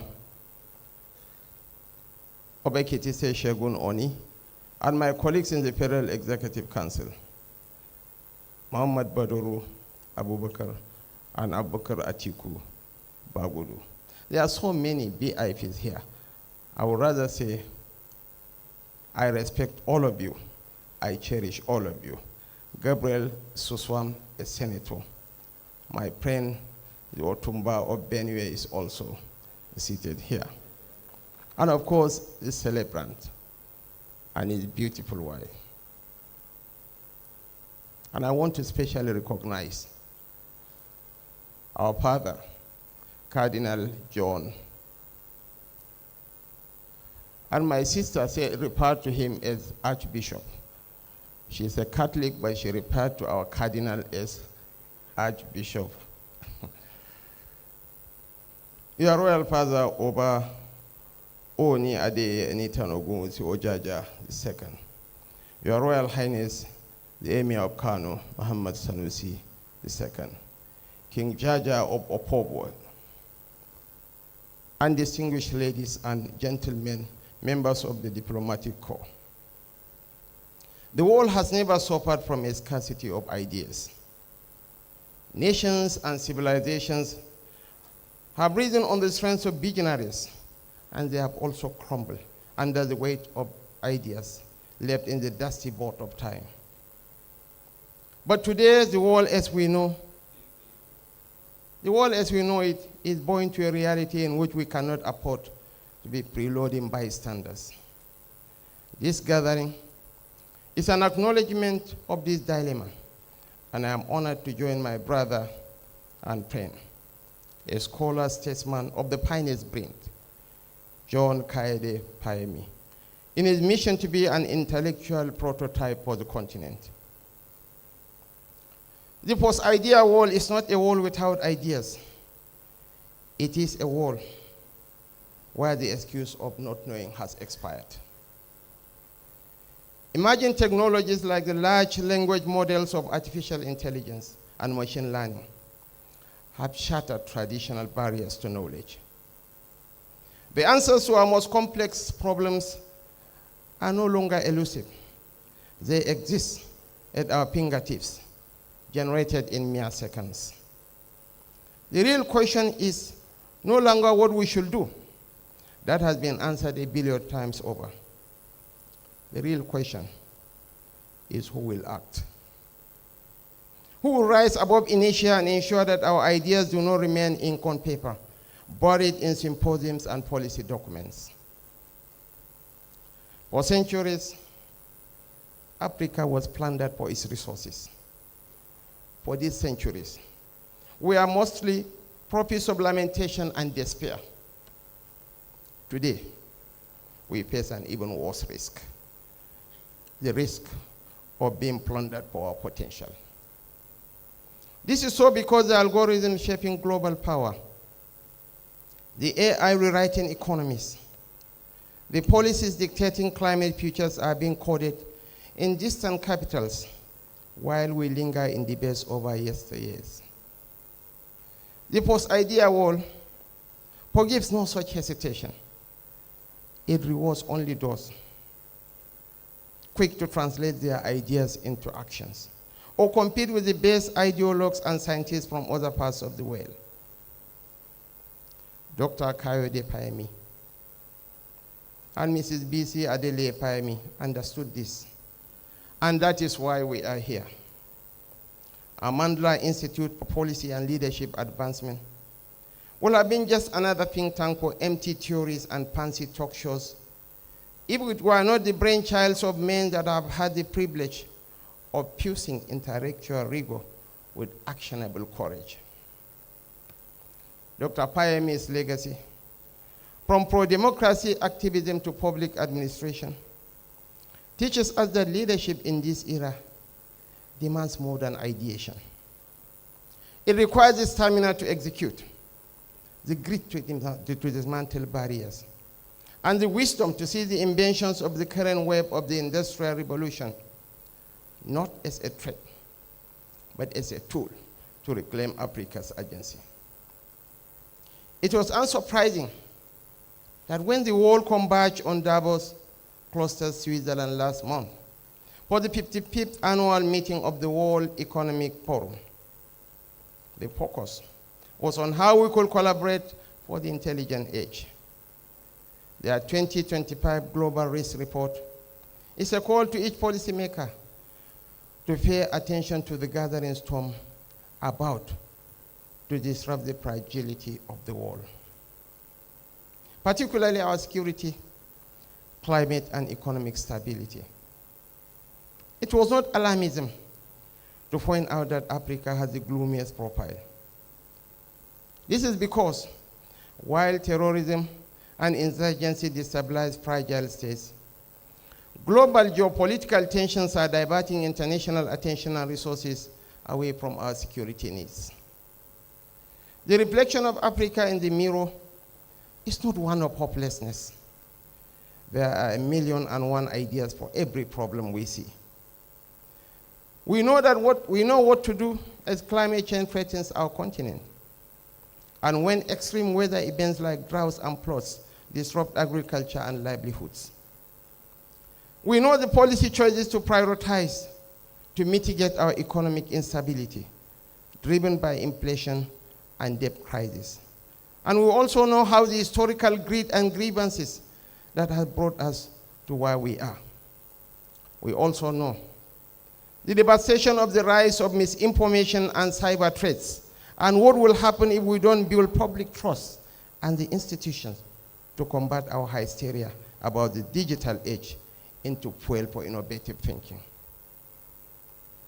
Whatever differences across the continent, one fact that can be eroded by our infighting is that we are in the age of machines, and we can't fight our development dilemma with spears and arrows, while the rest of the world is fighting the same battle with missiles and tanks.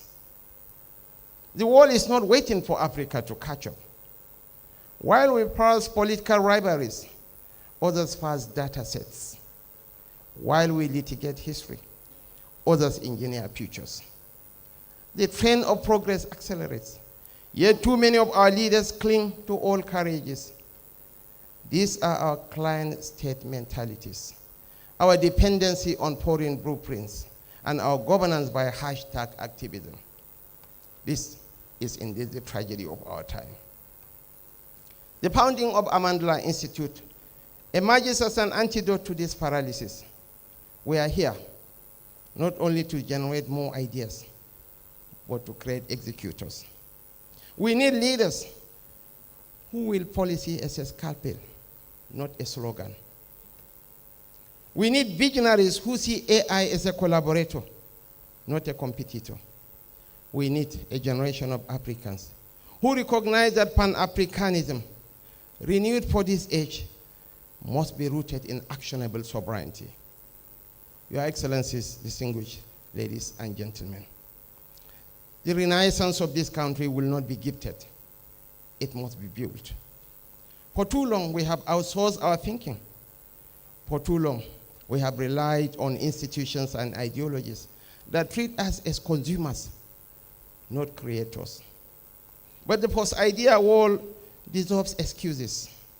With the democratization of knowledge, we must empower our youth to innovate in tech hubs across the continent, from Cairo down through Nairobi to Lagos, building unicorns without the permission of any gatekeepers.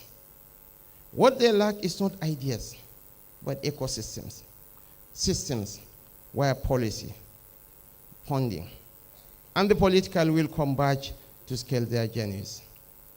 This is why, Your Excellencies, distinguished ladies and gentlemen, this is why leadership matters. Leaders must evolve from custodians of power to architects of platforms. Our imagination of Africa must be one where every government ministry houses AI strategies, where continental trade policies are drafted by homegrown think tanks like the Amandla Institute, not foreign consultants. And why Made in Africa signifies not raw materials, but algorithms, green tech, and cultural capital. We are not here to be spectators in the post-idea war. The pace of change will not pause for Africa's historical grievances or applaud our elegies for lost time. Regret, as the opening stanza warns, writes history in the ink of what if. The Amandla Institute must be a furnace where regret is molted into resolve. It must be a place that trains leaders to ask, what will I break, build, or build my legacy on today? And I have no doubt that the founders are prepared for this revolution. My candid advice for the African youth is that you are the first generation with tools to leapfrog colonial legacies. For those of us privileged to lead you through this interesting time, we must never forget that our legacy can only be sustained by the systems we institutionalize. Africa seeks collaboration, not patronage. This is the vision I hope Amandla Institute to convey to the world. We are not a testing ground for experiments, but equals in co-creating solutions. As we ponder the pioneers, let us channel their restlessness. Let this symposium be remembered not for its eloquence, but for its ignition. It's time for Africa to stop debating ideas and start deploying them. The Amandla Institute must become a command center for the continent, turning thinkers into doers, policies into progress, and Pan-African ideals into lived realities. The post-idea world belongs to Africa. It belongs to those who act. Africa must not see prosperity as a gift. It is a prize to be won. And to win, we must embrace the responsibility of leadership, not just in politics, but in policy, in business, in technology, in governance, and in shaping the narratives that define our place in the world. By 2050, Nigeria will be the third most populous nation on earth. We will surpass the United States. And the trajectory of global growth is facing Africa. And Nigeria must make or mar that destination. Of the dozen unicorns in Africa, 8 are in Nigeria. The latest one, Money Point, became a unicorn less than 2 months ago. I urge you, I beseech this esteemed crowd, made up of intellectuals, made up of brainy people, irrespective of differences in political affiliations, religious persuasions, sectional or tribal backgrounds. What binds us together supersedes whatever that divides us. We have to make Africa work, and Nigeria has to work before Africa can work. Once again, I beseech thee, I implore on our leaders seated here. I'm begging you in the name of God, let's unite for the common good of our people. Thank you, and God bless us all.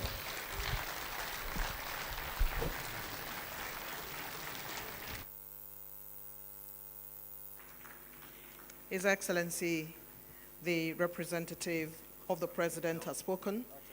He's making his way down to take the photographs for this opportunity at this time. We thank you, sir. And I will now invite all those who will be joining him. Please be seated. Thank you very much. Thank you, Your Excellency. His Excellency has spoken about the risk of being plundered by our potential. The Institute must make sure that thinkers become doers. His Excellency, representing President Bola Ahmed Tinubu, the Vice President of the Federal Republic of Nigeria, His Excellency Kashim Shettima. Another round of applause for him. The first batch is, as he makes his way for meet and greet, I'd like to quickly announce that the first batch for the photograph will be everybody in the front row. Everybody in the front row will make their way for the first batch of the photograph. And I'd like to say here that my sincere public apologies to John Cardinal Onaikon. I'm a Catholic. I don't want to be excommunicated. I have no business calling him an archbishop. So I shall also go to confession, and the correction coming from His Excellency the Vice President makes it so powerful. We would now invite Mr. Vice President to take his place, and the photographs will now take place of everybody in the front row first. That's the first batch. Everybody in the front row. Everybody in the front row. And the second batch should please prepare all 7 governors, all 7 ministers in the second batch, including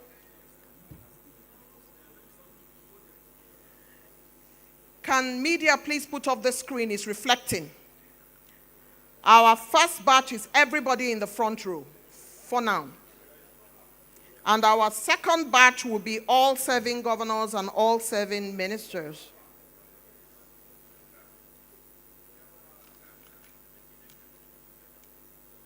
I would also like to invite John Pierre Elong Mbasi, if he is not already in this first batch, to quickly join in the second batch, if he's here. He's going to be in the second batch. Mr. John Pierre Elong Mbasi, could you come forward, please? Thank you, sir. Keep coming. Yes, yes, yes, yes. He is the Secretary General, United Cities of Social Government for Africa. This is the first batch. Second batch, please prepare all 7 governors, all 7 ministers. Would the first batch please fall away so that the second batch will join? Of course, Mr. Vice President and the chief host will remain in this photograph along with the celebrant.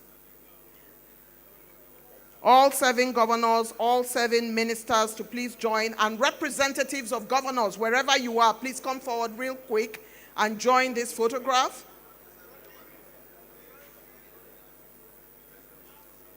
I'd like to invite for this second batch all faith leaders, John Cardinal Onaikon, Pastor Tunde Bakare, former speakers, former deputy speakers who are here present, to please join this photograph.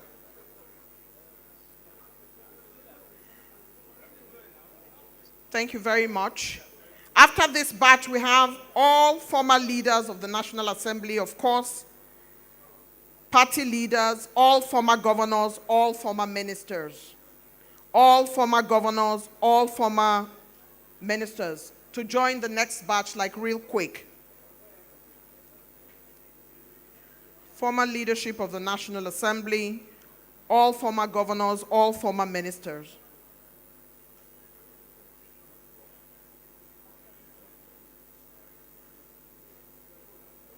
All former governors, all former ministers are the next batch, like right now. Everybody else should please fall away. I see my brother, former Attorney General Mohammed Bello Adoke, former Minister of Foreign Affairs, Onyema, former Governor of Anambra State, former Senator, former Minister, Ngige. This is the photograph for all former governors. Your Excellency, Amina Mohammed would remain in this photograph, please. Your Excellency, please make your way to the middle. Your Excellency, Amina Mohammed, to the middle, please.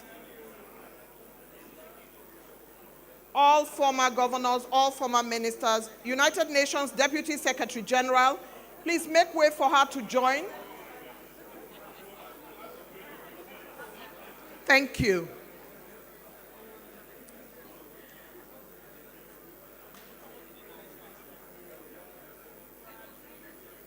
Chief John, sir, we're waiting for you to fall in this picture. Thank you. This is the photograph for all former ministers, all leaders of the National Assembly, all former governors here present. Chief John, sir, you are delaying our picture. Thank you, sir. The photograph will be taken, and then we have the next batch. If you will all fall away, please. Please fall away. The next batch, all traditional rulers, our esteemed traditional rulers, will now please join the Oni of Ife, Sarkin Kanu, all traditional rulers from Ekiti State. Kade ko pẹ́ lórí, kí bàtà kó pẹ́ lẹ́sẹ̀, ẹ ṣé o, ẹ kú dìde wá. All traditional rulers, please make way for the traditional rulers. We're coming to the end of the photograph. Mr. Vice President has been patient. All traditional rulers to please join this photograph like right now. Thank you very much. Eshe, sir.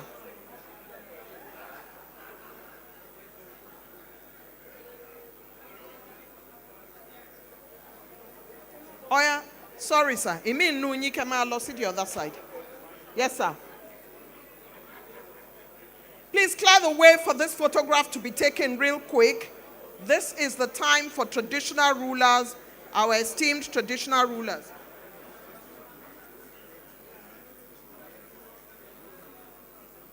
Please can all those in the aisle and on the front row be seated? The cameras are having difficulty taking this picture.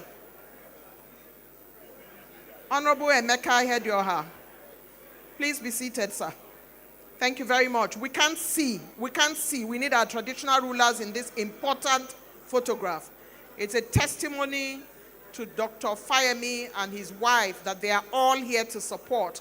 This is an important photograph. And finally, only family members. Only family members. The board of Amandla first. The board of Amandla, and I'd like to crave the indulgence of Her Excellency Amina Mohammed to join the board of Amandlas here for this photograph, after which we have family and it's over. His Excellency the Vice President has matters of state requesting his presence right now. The Amandla board and then family members. Please clear the aisle. In another 5 minutes, His Excellency will depart this room. We don't want the aisle clogged. Amandla board. The board of the Amandla Institute.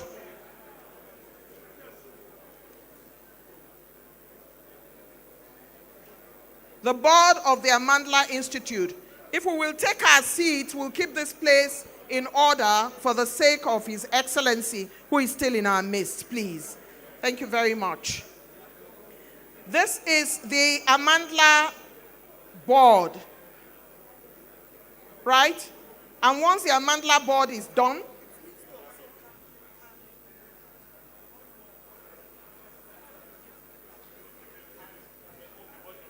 okay, thank you, Your Excellency Amina Mohammed, we appreciate you. Board members, please step aside for a minute. Let's finish with the family. And then you come back into the picture. Please just stand aside. It's done. Just stand aside. Just the family will be in this picture.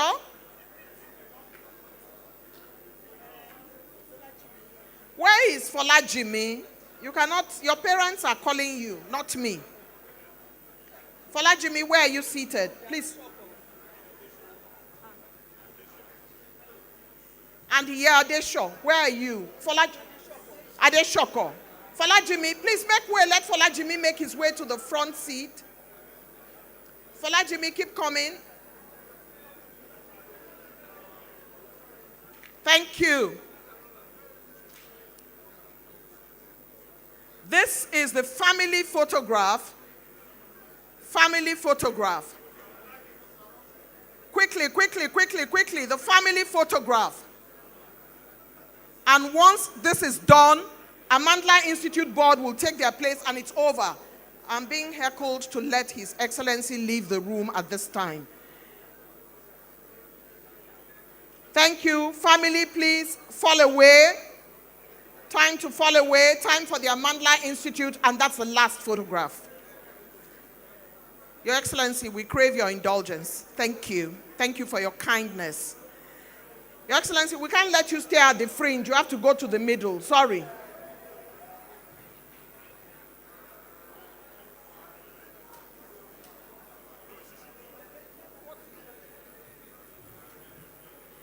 This is the last photograph for the photography session with His Excellency the Vice President. Please remain in this picture.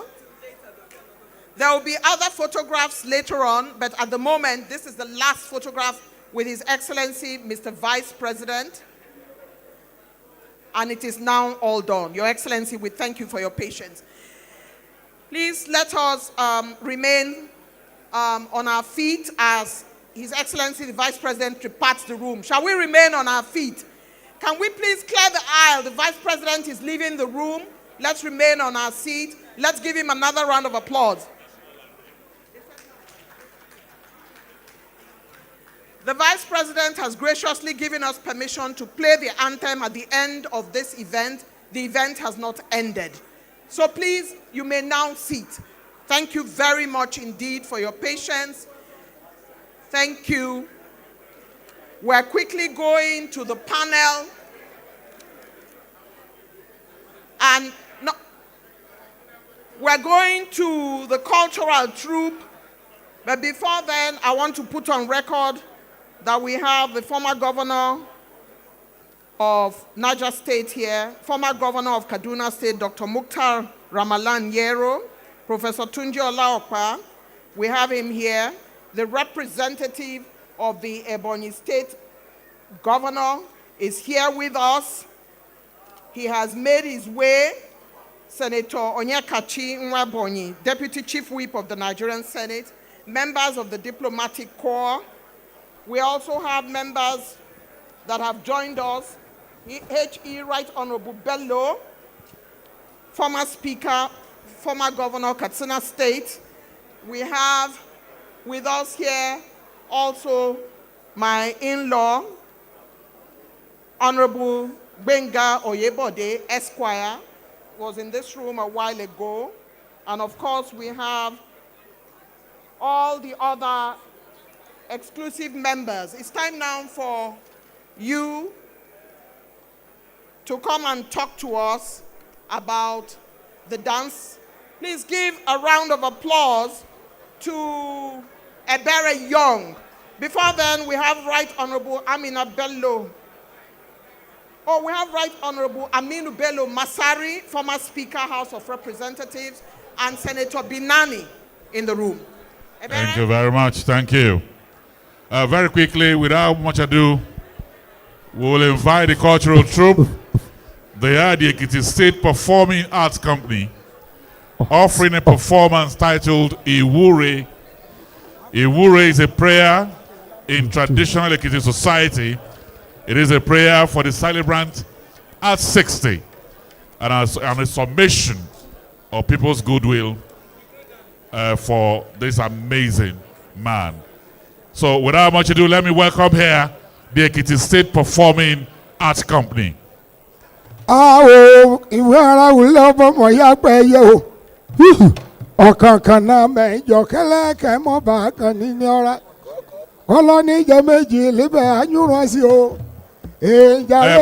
the event is still on. Let's take our seats. The event is still on, please. The event is still on. Can we take our seats? Let's settle down, please. Let's settle down. Let's settle down, please. Thank you very much. Let's settle down. Take our seats. Let's take our seats, please. Let's take our seats, please. Let's settle down, please. Let's settle down. Let's settle down. Let's settle down. Thank you very much. Now take it away.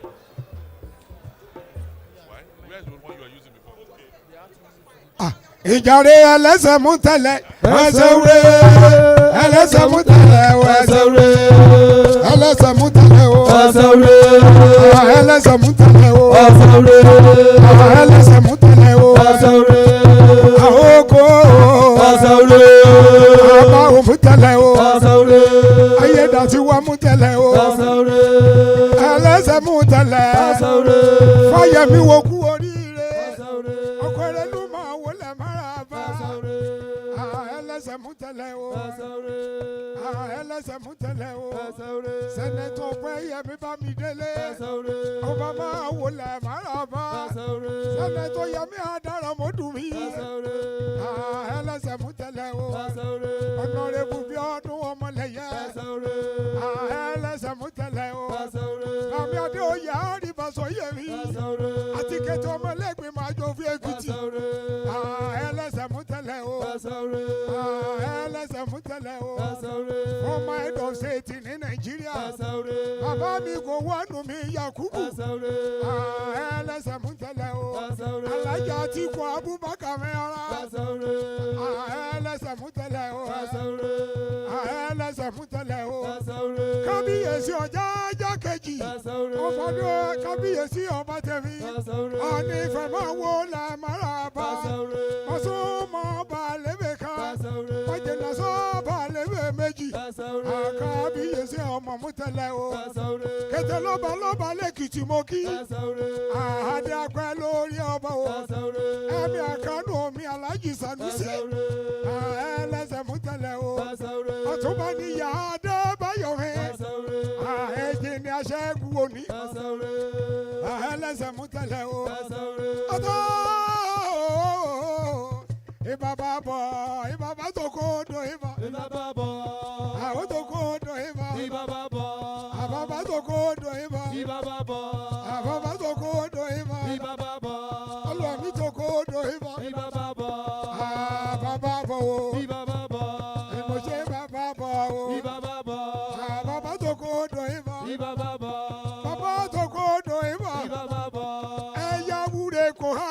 ìbàbà bọ̀ àkàyẹ́kẹ́ toro. ìbàbà bọ̀ àkóògbà kẹrọ alọ́run. ìbàbà bọ̀ gbẹdẹgbẹdẹ lérò ọdẹ ògbálẹ̀ rí. ìbàbà bọ̀ ibi títù ọjà náà ti torí. ìbàbà bọ̀ àbàbà tó kó do ìbà. ìbàbà bọ̀ àbàbà tó kó do ìbà. ìbàbà bọ̀ àbàbà tó kó do ìbàbà bọ̀. Ure ayami yagure o. Ure ọmọ yagure o. Ure ọmọ yagure o. Ure ure ọmọ yagure o. Ure ọmọ yagure o. Ure ọmọ yagure o. Ure ayọ̀dẹ̀ ayọ̀ mìíràn mi o. Ure wà mọ́ pọ́wọ́rí. Ure àwọn ọ̀dà mẹ́rin kìdè jóbi. Ure ekú máa jọba dùn á mi. Ure àwọn Èkìtì àgbẹ̀ á. Ure owó kàkàkàkà náà mẹ́ báyìí ro. Ure ayọ̀ mẹ́ dàgbà kẹ́hún ti pàtẹ́. Ure owó náà yẹ máa jẹ fọ́. Ure owó náà yẹ máa jẹ fọ́ bọ́ọ̀lù rẹ̀ gbé. Ure àdùn ọlọ́ra. Ure àdàbẹ̀ alẹ́ dẹ́kun kò é bàkúrọ̀. Ure wọ́n ṣubú ọ̀rọ̀ wọ́n ṣubú ẹ̀mí. Ure àwọn ọmọ bẹ́ẹ̀ láṣẹ o. Ure àwọn amọ́gun wọ́n mẹ́sẹ̀ fún. Ure àwọn bàbá dé fò lókè. Ure ṣé lọ́rùn yóò rẹ̀ kọ́ àbọ̀ ire. Ure àwọn aṣọ́kọ yá jẹ́ múṣẹ́. Ure àrèdọ́kọ yá jẹ́ dán lọ́rọ̀ rẹ̀. Ure òrìṣọ́kọ yá jẹ́ sùnlẹ̀ dòjòjò. Ure kọrin lálẹ́ wá jábọ́. Ure kó fò lókè wá máa jábọ́. Ure gbẹ̀dẹ̀gbẹ̀ lẹ́tà kókò ìbàkúrọ̀. Ure ọmọ yá bùrẹ́ o. Ure orí mi yá bùrẹ́.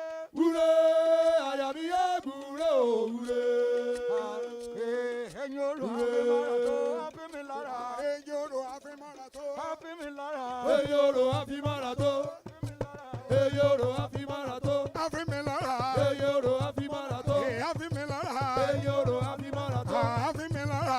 ẹ̀yin olú àfimọ́ra tó kúlẹ̀ tí yẹ ìmọ̀ ọjà lọ. ẹ̀yin olú àfimọ́ra tó olùlé ìrẹ̀lẹ̀. ẹ̀yin olú àfimọ́ra tó ẹ̀yin olú àfimọ́ra. ẹ̀yin olú àfimọ́ra tó kúlẹ̀ tí yẹ ìjà lọ. ẹ̀yin olú àfimọ́ra tó ọ̀rọ̀jọ́ musológun. ẹ̀yin olú àfimọ́ra tó ọ̀rọ̀jọ́ musológun ọjọ́ ìlọ. ẹ̀yin olú àfimọ́ra tó àfimí lára. ẹ̀yin olú àfimọ́ra tó àfimí lára. ẹ̀yin olú àfimọ́ra tó àfimí lára. ẹ̀yin olú àfimọ́ra tó ẹ̀yin olú àfimọ́ra tó ẹ̀yin olú àfimọ́ra tó ẹ̀yin olú àfimọ́ra tó ẹ̀yin olú àfimọ́ra tó ẹ̀yin olú àfimọ́ra tó.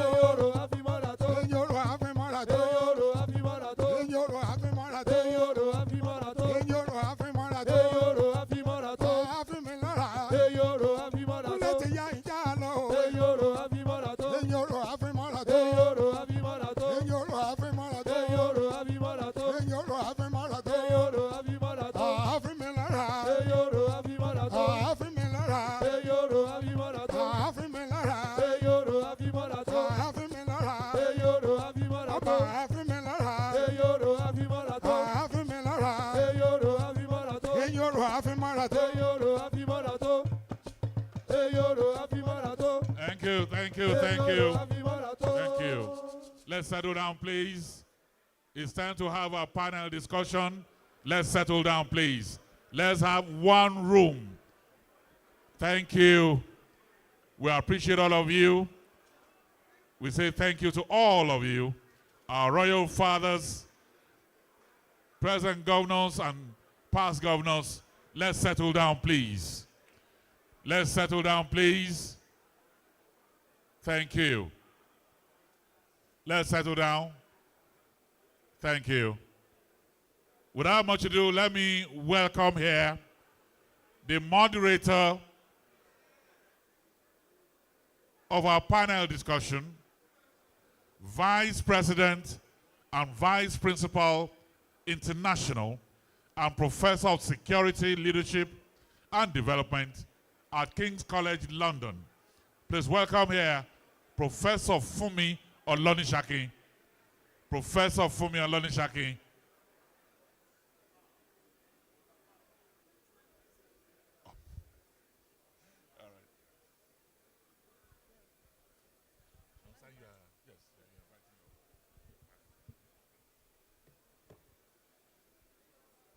Excellencies, Excellencies, ladies and gentlemen, colleagues, friends, I'm having to raise my voice as much as possible because I'm trying to call your attention. Can we all be seated, please? Can we all be seated, please? I hope you will take this session as seriously as you took the previous sessions.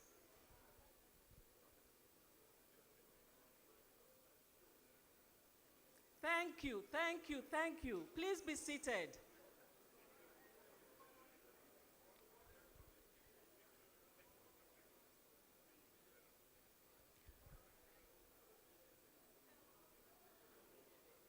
Excellencies, distinguished guests, all protocols observed. May I begin by calling to the stage the panelists for this session. We have 4 panelists for this session. And before I introduce them individually, I would like to call up Professor Abdullahi Batili. Prof. Batili, please come to the stage. Thank you so much. Thank you. I promised all those who were coming to Nigeria for the first time that Nigerians will host them like no other place. Can you please help me make sure of that? Thank you, thank you, thank you. But Prof. Batili is not a first-time comer to Nigeria, by the way. May I call Professor Diplomat now, Professor Ambassador Abinda Busia. Where is she? Please come to the stage. May I call Professor Richard Joseph. Where is Prof. Richard Joseph? Thank you. Thank you. May I call Brian Kagoro? Brian Kagoro? Thank you so much. Can I promise to run this session in slightly less time than we scheduled? If you promise to give me your attention, is that okay? Yes? Can I hear the yes properly? Thank you. I have brought so many guests from abroad, and I want us to really interact after this. Let me promise you 45 minutes, right?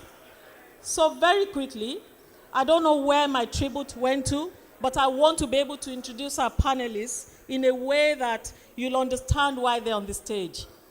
We have what we call renewing the Pan-African ideal in changing times, the leadership and policy challenges and opportunities. And this session, we begin to take those issues to heart by listening to eminent Pan-Africanists par excellence, who have done so much for this continent to live that ideal. But before I do that, can I please make a few opening remarks, literally opening remarks in that sense, because the person we're here to celebrate, who some of us call Prof. Gov, Professor Governor, we do that, and we gave him that nickname because, and that predates the fact that he's a visiting professor at King's College, London. But the term reflects a combination of his intellectual robustness and leadership competencies as observed by those who have worked with him over time in academia, in policy, and in political governance settings. And it's not just about that, it's also about his character and his deeds that define him. You have heard so much about it. But I can tell you that when it comes to leadership in terms of building institutions, creating institutions and building them, translational activism. By that meaning that he combines ideation and translation of those ideas into executable action. This is what he has shown through his scholarship and his policy work. And now we cannot even begin to talk about his friendship and loyalty. As I introduce the panelists, Professor Abdullahi Batili, who some of us know. We've come to know him as a scholar, policy, not just policy activist, but policy teacher as well. For those of you who know his work, you will know that some of his foremost work around the military and militarism in Africa is of household reading to those who work with issues of security institutions. I want to next introduce, because of the questions we'll be discussing this afternoon, Professor Ambassador, I don't even know how to refer to you anymore, a scholar who was a professor at the University of Rutgers and then became Ghana's ambassador to Brazil. She will be sharing some reflections, and that's Professor Ambassador Abinabusea. Please welcome them. So can I say something about Professor Richard Joseph? If we're talking about Pan-Africanism in the room, I think you already know. Those of you who are political science scholars, those in this room, including some of the eminent persons that had spoken earlier, would know Richard Joseph for his work on prebendalism. Can I get your attention? Any political science scholars in the room? Thank you. And that has become a foremost agenda item, if you like, on the mouths and the actions of scholars. I want to read a text that defines him in particular ways. Then you begin to know what prebendalism refers to, and if you listen to the keynote speech that we heard earlier on, you begin to understand what I am talking about. Prebendal politics and governance. Prebendalism in Africa, some would say it provides and provokes stimulating analysis of Nigerian federalism, but it's not just about Nigerian federalism, all right? But when you hear this meaning, it refers to political systems in which elected officials and government workers feel that they have a right to a share of government revenues and that and use them to benefit supporters, co-religionists, and members of the ethnic groups. This is what President Mbeki was referring to in his keynote, that's a shift that needs to happen if Africa is to have the kind of share of its position in the global order.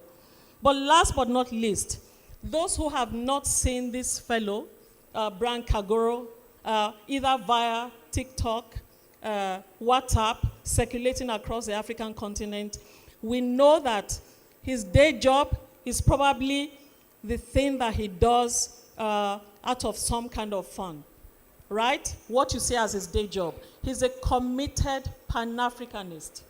He's the managing director of programs at the Open Society Foundations. But that's not the thing that defines him. What defines him is his belief in a Pan-Africanist agenda and the ways in which he has articulated it and has taken it forward over the past few years. So, without further ado, I will take my seat, and I only want to offer two sets of questions. The first speaks to today, and those questions have to do with what challenges us most when we think about about Pan-Africanism today? What needs to change in order for us to move forward? And each person will reflect on that from their own personal perspective. And I will go in the order in which I've introduced them. The second set of questions, which is all we have time for, looks to the future. Where do we need to go? And how do we get there? If we want to be not left behind, but an Africa that is part of the emerging multipolar world. Thank you so much. Thank you.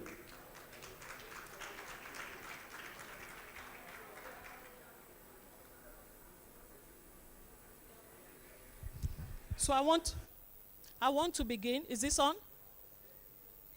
Can you hear me? I would like to begin to ask these questions. And Prof. Batili, I want to start with you. Pan-Africanism reflects the realities of the African continent, but not just the African continent collectively. The beauty of Pan-Africanism is that it deals with all our constituencies in the world, right? So much so that the African Union has a sixth region. It's diaspora that reflects so many aspects of Pan-Africanism.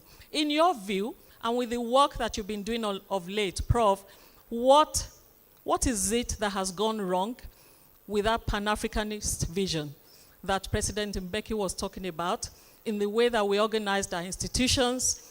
He referred to NEPAD. We saw the transition from the OAU to the AU. What is it that is challenging for us now, and what needs to change from your perspective? Thank you very much, Fumi. I can't refrain from, like many other speakers before, to congratulate Kayode Fayemi, my young brother with whom I had crisscrossed in Africa. Even last week we were together in Dakar. For many years, the last 3 decades, we have been discussing, exchanging views, and acting on the issues of Pan-Africanism and regional integration. He's a man of conviction, of dedication to the ideals of Pan-Africanism. And the establishment of this institution is a testimony to his long-time commitment to the cause of Africa and its people. So, happy birthday to you, comrades in arms, and BC also.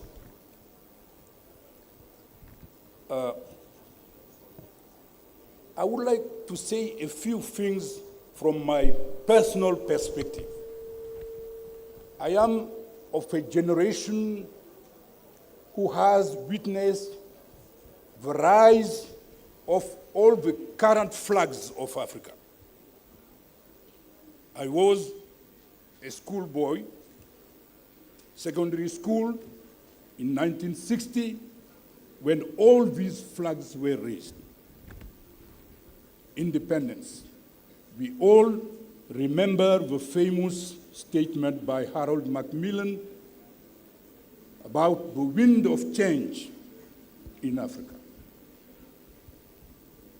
Some would say 1960 was the year of Africa. And we were in high expectations, high hope. In the previous decade before, we as school children, we fought against colonialism with our elders so that Africa will be independent politically, independent economically, independent in our culture. President Mbeki has said in his statement, the cause of the current situation in Africa is not a lack of vision The vision has been clearly stated out. There is nothing to say about it. When you look at the AU Charter, you look at all the documents, the NEPAD, all these declarations, they are perfect.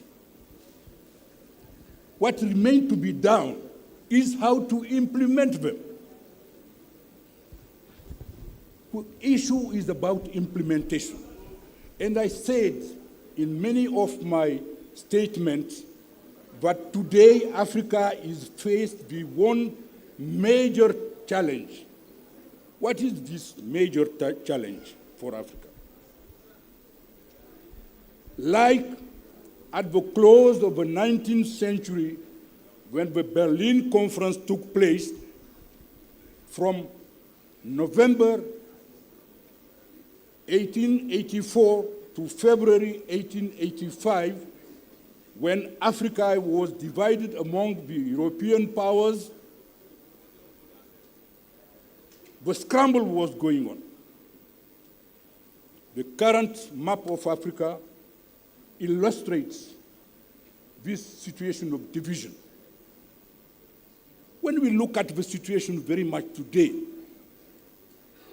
not much has changed, because what has been put forward as a vision for a united Africa, a prosperous Africa, those expectations have been not met. And today we are faced with a new scramble for Africa, like the one at the close of the 19th century.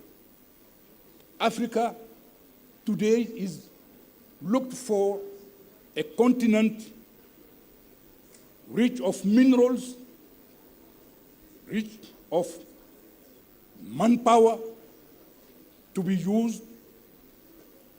Africa is faced today with a situation whereby there is a lack of common vision in terms of getting together, the countries getting together at AU level, a common political will to implement what has been decided, what is being decided by AU at different stages. NEPAD has collapsed as a project. What we see today in Africa is really, for us as a generation, a sad situation. Africa is involved in different partnerships with different countries, with different powers, big, middle powers, even small powers. When there is a meeting, a summit between Africa and any of these partners, what we see is a lack of preparation, a lack of common standing, a lack of common strategy, a lack of common tactics among African states before they go to those summits. And moreover, we can see that at all those summits, there are more heads of states who attend than they attend the AU summit. This we can see. When China calls, when America calls, when France calls, when Turkey calls, everybody goes to those summits. Hardly you have a quorum at the AU meeting. This is our problem today. So there is a question of leadership, the lack of leadership in Africa today. I think this is our own main crisis. We are victims of the new scramble for Africa on the one hand, but at the same time, we have no leadership who is able to catalyze the will Thank you. the political will of the African people. Prof, So thank for you. me, these Thank are you. the issues. Thank you very much. On behalf of the audience, I'll be offering reflections because there won't be time for questions. We would not have questions from the floor, but I hope that we can have a conversation that represents some of the questions that we have in our minds. As Prof. Batili was speaking, you can think of a continental vision. We're not short of that. You can think of what created NEPAD, and in your comment, NEPAD has collapsed as a project. Perhaps one of the reasons as well is that there's a way in which we think about African states and individual leaders, so that when the 5 or 6 leaders that came together to develop a continental agenda like that, left their positions of authority in their countries, nothing else remained. Can I leave us with the thinking that even in Nigeria, as the Vice President of Nigeria was talking and saying that Africa can't work unless Nigeria works. You can say that of Africa can't work unless South Africa works or Senegal works, but we are successful individually as Africans. We're not collectively successful. Every individual wants to succeed alone, but we do not think about what that means cumulatively in terms of how Africa is seen in the world. If you want to challenge this, do so and do so powerfully. How can we be collectively successful? But Professor Ambassador Abinabusea, I love this question I'm about to ask you as you reflect on the challenges of today from your own personal experience, because Pan-Africanism is often seen as the whole of Africa as the African states. And in your reflections, how does actually Africa travel? How do African peoples think about the collective? What did you see when you were ambassador of Brazil, of Ghana to Brazil? Please give us just a few moments of your reflection on that. Thank you. You can press. Yes, thank you. Thank you, Madam Chair, and I appreciate that question. So I have a lot to say. I was furiously taking notes through all the speeches, including yours. So I'm going to try and confine myself to the particular observations I had as ambassador. I have to say I had the privilege of being Ghana's ambassador, and although I was located in Brazil, in Brasilia, Ghana's mission to Brazil is concurrently accredited to all 12 nations of continental South America. So I was ambassador to the whole of South America. I had the privilege of becoming actually the first ambassador to present my credentials to all 12. So I visited all 12 countries at least once.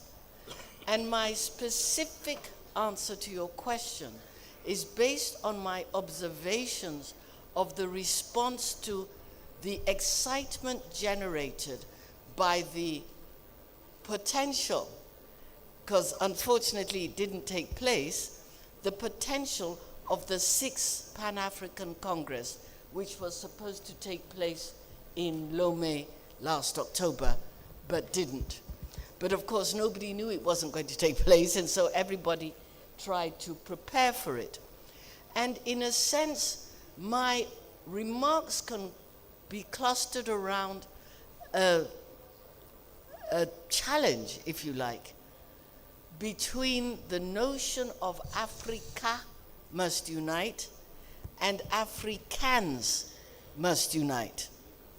So before I go to talk about what was going on the continent, I just want to state something that has been touched on. It's an obvious thing, but it's crucially important.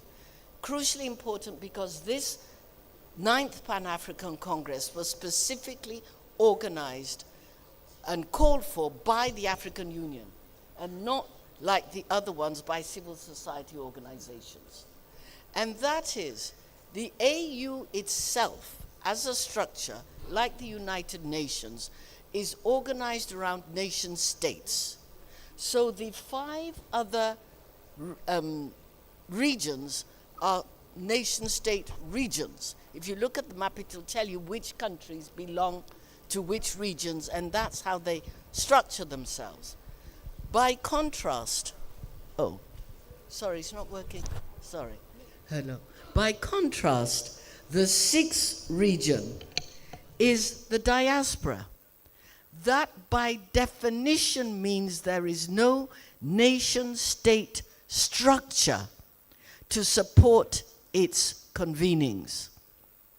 And so what I witnessed was the attempt of a mixture of civil society organizations and state-supported organizations through ministries of foreign affairs or culture or what have you, trying to get together and organize and see how they could become coherent. So the first thing that I have to point out the significance of is that they tried, which takes me back to my first point. I think that here on the African continent, we grossly underestimate the importance of what being African means to Africans outside the continent, particularly in South America. It matters. Those South Americans who identify as of African descent, it is a real affective movement or motion. The knowledge base is varied. Some people have, can sit down and talk to you about the history of Pan-Africanism. Some, all they can tell you was my grandmother was a slave and everything in between. But it matters to them. Secondly, again, the legacy of Africa is under-recognized culturally in the sense that a lot of us talk about the music. I think if people recognize the impact of anything cultural outside the continent, it's the music. We'll talk to you endlessly about the African roots of jazz and so on. But it exists in the legacy of, you can't go to Bahia and eat the food and not think you're in West Africa. Every Nigerian woman would go to Bahia and know how to cook. It exists in the aesthetic legacy of the use of colors, asymmetry in weaving and so on. I mean, I could go on and on and on, just to say, those of us who've had the privilege of living on the continent and in different parts of the diaspora can teach ourselves to recognize more clearly than people who stay in one place. It's the wood for the trees legacy, the elements. But I just wanted to stress that. But what that meant was, in terms of structural operations, is that you saw civil society organizations in Colombia, in Bolivia, in Paraguay, places unexpected, organizing themselves as Africans to figure out a way to have a voice.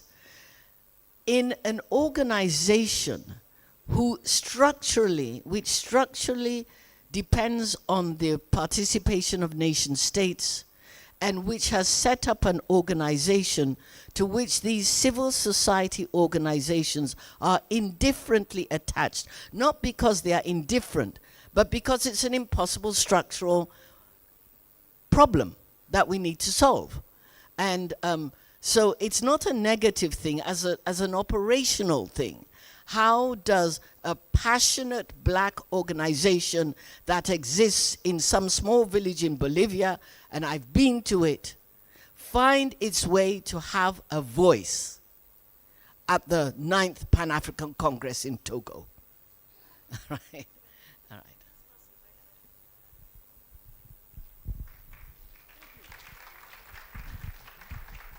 I hoped you would do that, because if we're talking about an Amandla Institute that will make a difference in talking about the renewal of Pan-Africanism, it's not about what individual country leaders or heads of state say and do, or in fact what they say and what they do not do. It is about closing the distance between leaders and their people, and closing the distance between states, and understanding that the Pan-Africanist ideal is not just about walking around Africa, but that Africa travels. And when Africa travels, the whole world feels its impact. But today, what I hear is Africa travels in terms of the achievement of its ordinary people. Africa, Afrobeats, African music from generation to generation, African arts. So it's not that Africans don't do well, they travel. But actually, collectively, in terms of governance and leadership, we don't see the intersection. We see a distance between institutions and the people, and the leaders and the people that they serve. So Professor Richard Joseph, prebendalism at its core is what we have been grappling with on the continent of Africa. But talking about a Mandela Institute today, it is about, and we talked about this earlier, it is about bringing governance and leadership together. Because governance, Professor Batili was saying the absence of leadership. This is the biggest issue. We're not short of norms and values on the continent of Africa, and we talk about the Pan-Africanist ideals. What is the challenge? Is prebendalism alive or not? How do we overcome it might be the next thing you add to that. But please talk to us. Okay, thank you very much. Congratulations to my brother and his dear wife for this just wonderful, wonderful opportunity. I traveled here from the United States via the United Kingdom. And I repeat that, traveled here from the United States via the United Kingdom. And I'll be returning on that route. And this is a moment that all of you would be aware of. It's even been given a name, America First. What the hell is that? All right. This is a time of great challenges, great, very profound challenges. You all know it. But as I was discussing with Dr. Fayemi and others last night, it's also a time of great opportunities, what we can accomplish. Congratulations on securing that really excellent talk by former President Mbeki. I'm very glad to know there's a text, and in fact, we need to study that text and discuss that text. The second thing I want to say, by the way, you mentioned prebendalism. The first country I worked on was not Nigeria, it was Cameroon.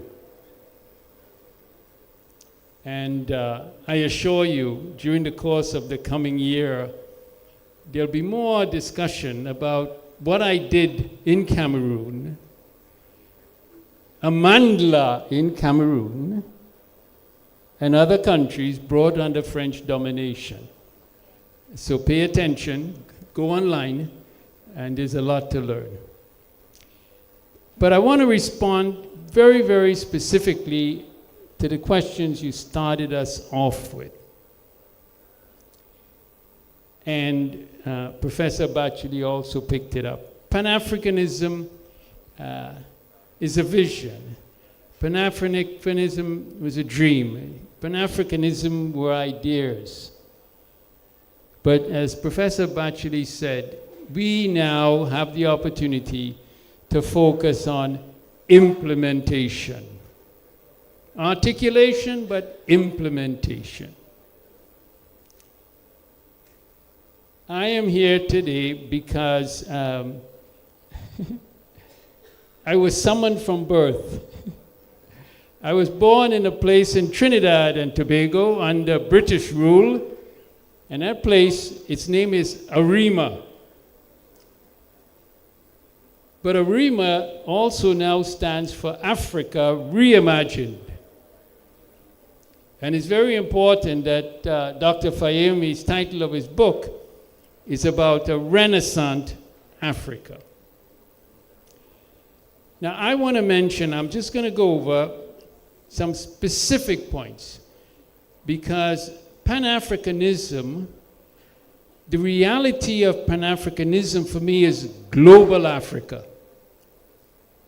I believe I was born a global African, and I've only continued to become a global African with time. So let me just mention 7 very specific agenda items for us going forward. Very specific. The first one, like I said, is global Africa. The second one, sorry, I must put on my glasses. Years has its impact. The second one is about not just leadership, but leadership and governance. The third is that the African continent was divided up and shaped, and we need to rethink, because some of those divisions are not working. They're not working. The next one is what is happening in terms of external powers in Africa. There's a word now you might have to look up, and it's called extraversion. Extraversion. And Christopher Clapham, a professor who popularized it. So extraversion is about external powers in Africa. And those external powers, they are multiplying. There's a morphing of that external intervention on the one hand, and also, as was mentioned, what is happening to the great powers in Africa. And you all will be aware of that. I only have a few more points. The next one is constitutional government and democracy. Constitutional government and democracy was fundamental to the independence struggles. And in my country today, we wonder about what is happening. And when I say my country, I mean the one from which my journey originated a few days ago. We wonder about what is happening to constitutional and democracy in that country. And that means that when we assert that, we also can have an impact outside. Okay, so just 2 more points.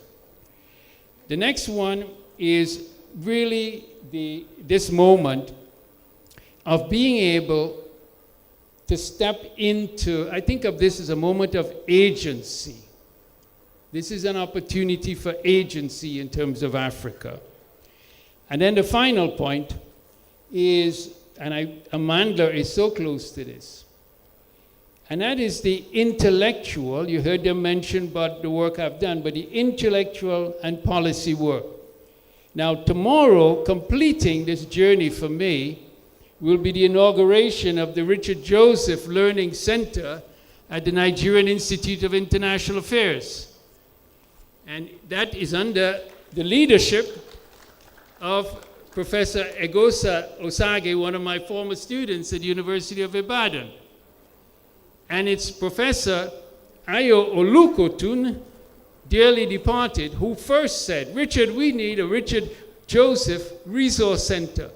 Well, it's going to be initiated with a collection of books, and together with the Amandla Institutes and other institutions in Nigeria, we are now going to show what we're able to accomplish, both for ourselves and especially for our young people. Thank you. Thank you. Thank you so much. I hope you're making the connections. Scholarship, leadership, governance, but the intellectual robustness that it takes to connect the dots between people, governments, knowledge, all of that. And I want to congratulate you, Richard Joseph, professor, eminent professor, for all that you have achieved for so many scholars and so many countries across the world. That's Pan-Africanism, Africanism par excellence. Thank you so much. Thank you. Now to our last but not least, I intentionally left you to be last speaker, Brian, because I know what you're likely to be doing. And I wanted you to be the final speaker here. And just to let you know, the next set of questions will be only one sentence from the panelists. So please prepare yourselves after Brian. I'll be asking you to tell us your vision. What do you see for this renewal of the Pan-Africanist agenda over the next decade? So please prepare yourselves, because I will be needing only a sentence. I promised everyone we'll spend 45 minutes, and I think we're on course to do that. Brian, over to you. I suspect you won't need my mic, but do you want to try it?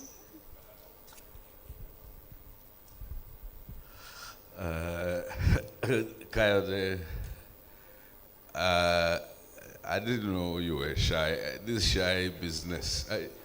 BC, you were deceived, but I think the fact that you are still there up to now, it just shows that some deception holds for a long time. Congratulations, comrade. Look, to understand what I'm going to say, it's important for you to anchor it on 3 ideas.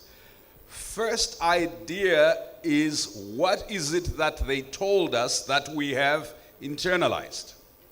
So in Barbados, they passed a Slave Act, which was required to justify the inhuman way in which they were going to treat all people who are black.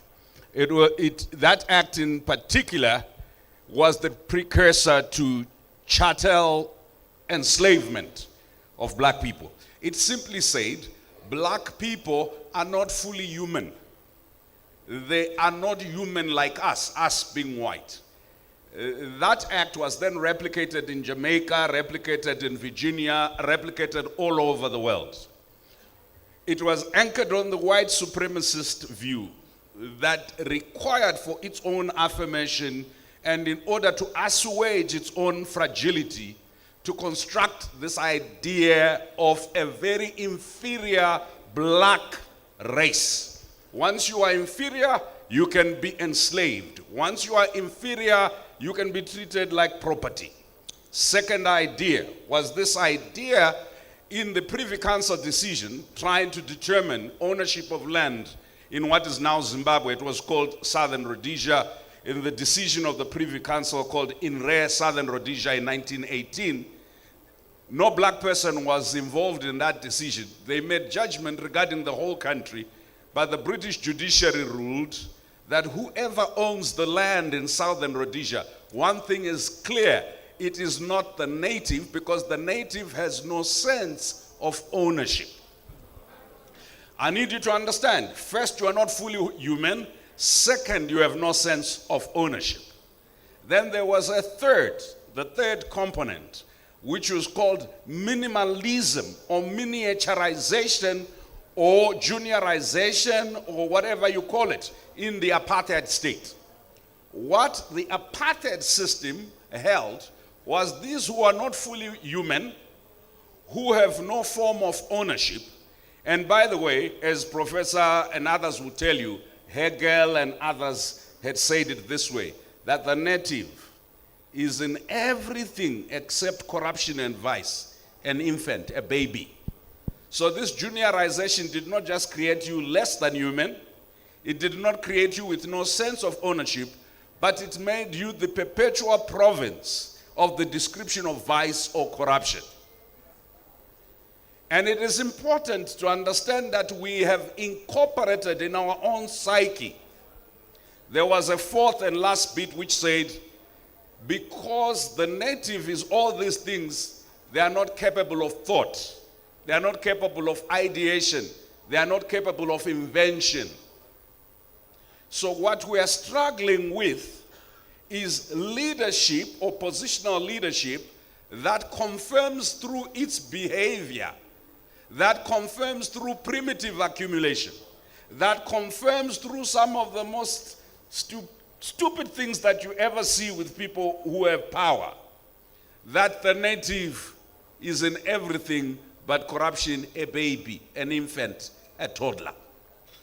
Now the challenge of Pan-Africanism, we have institutions and resolutions, we have charters, we even have visions 2063 or 53, We even have Agenda 20-something. We have everything.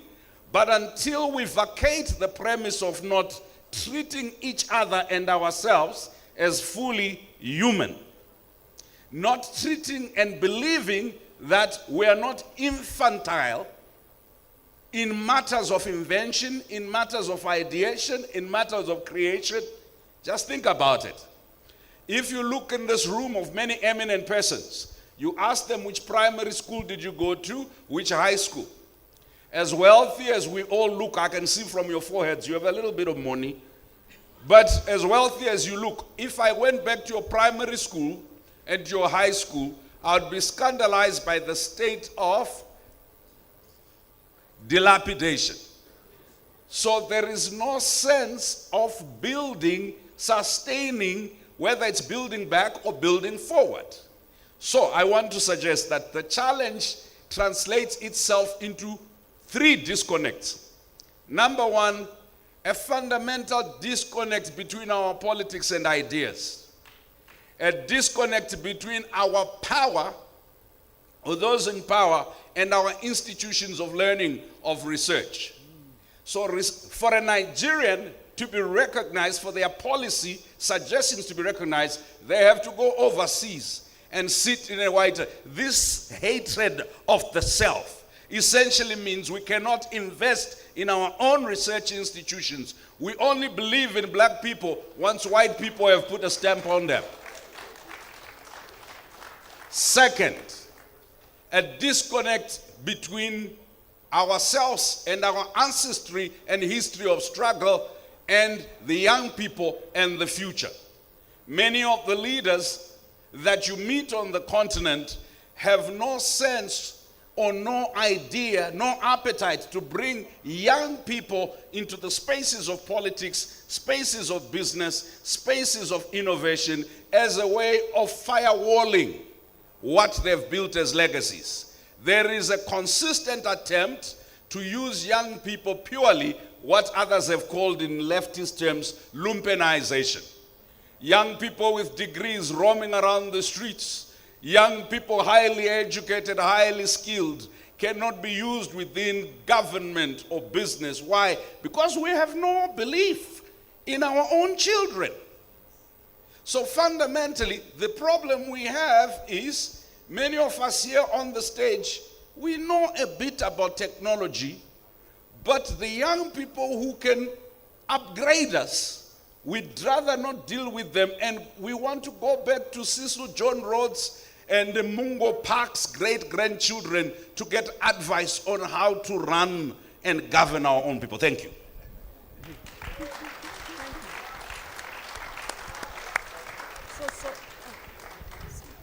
Thank you. You get it? Do you understand why I left him last? You do.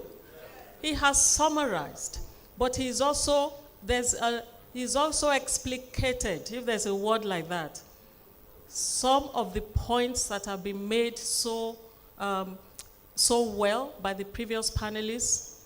Then he built upon the 7 agenda items of Richard Joseph. Then he proposes a future agenda for the Amandla Institute. Because it's not the absence of knowledge. It is the interpretation of what others believe of us, right? Because a sense knowing who we are, how we define ourselves, how others define us, and how we want to be defined. Individually also applies collectively. And so for Africa to leave its place of marginalization on the global scene, the notion of global Africa, but the notion of understanding the historical antecedents that brought us here, and also the idea of how we treat ourselves for collective success, not for the individual success, and for intergenerational future building. I think that's what we're saying about a new agenda item, about any forward-looking institute that wants to grapple with the Pan-African agenda. And that's what we're doing here today. And there's a lot of work to be done.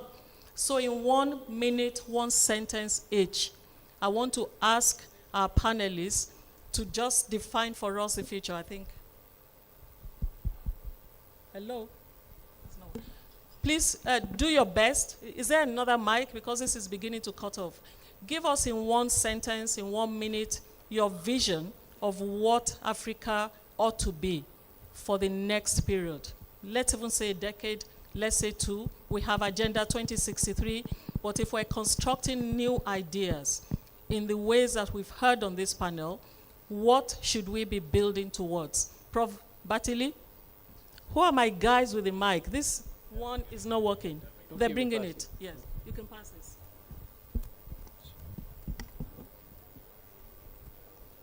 In one sentence, is it? It's fine? Yes. Okay. In one sentence, Odinga wrote a book in the early 60s.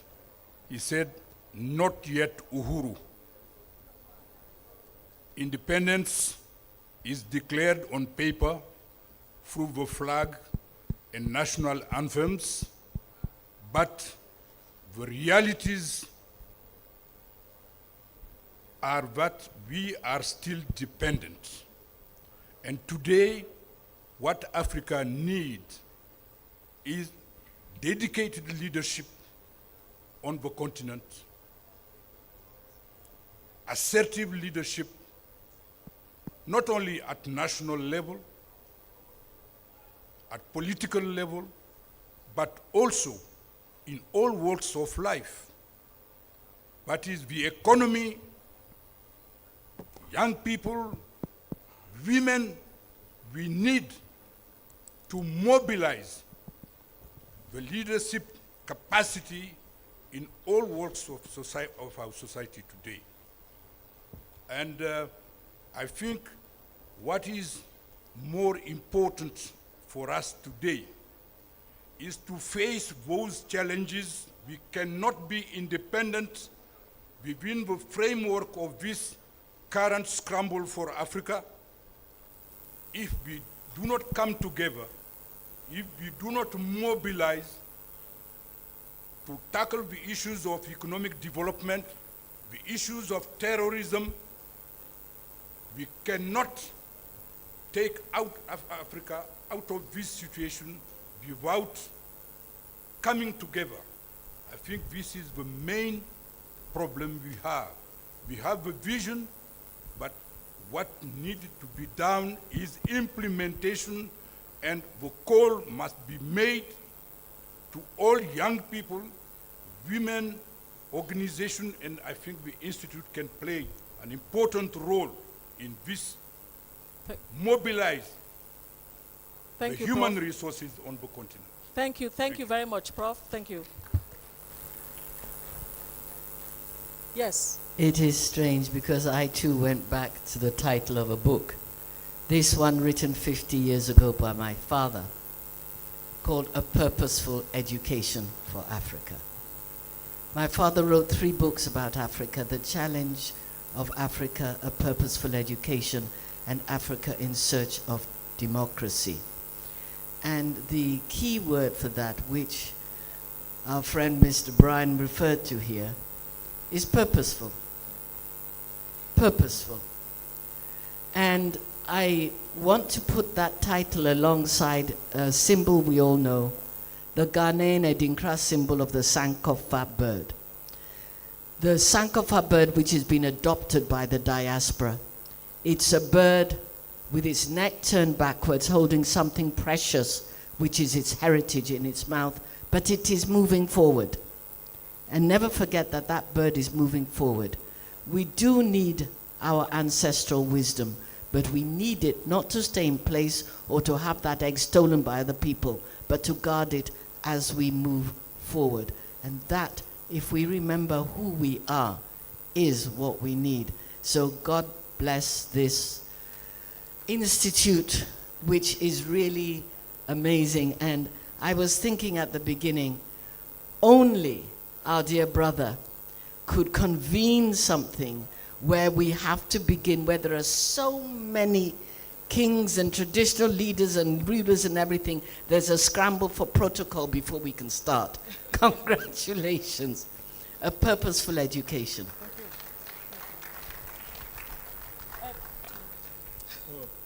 Okay, thank you very much. My quick comment is I'm adding on to the term I started off with about African agency, and I want to add one that you have given us, that Africa travels. And it's very relevant to the work that we'll be doing here and elsewhere, in Nigeria. The question is often asked among academic scholars when you come up with ideas. For example, prebendalism is, does it travel? And you know what I mean by it? Okay, that's something that developed among those people out there, but is it relevant to us? That's what they use it as, okay? And so we have to say, look, screw you. And the Metropolitan Museum had a show on Africa and Byzantine Europe, in other words, early Europe, focusing on showing how much Africa has been traveling through all those ways. All right, so that's what I want to go forward with. Africa travels here and abroad. Thank you. Thank you so much. So Brian. Originally, I was just going to say a sentence, but who am I? I'll copy my elders. We need to heal from what we have done to ourselves and what others have done to us, so that we can, in self-belief and in self-confidence, through an understanding of our history, through mastery of economics, of science, and of technology, we need to create the Africa that we desire.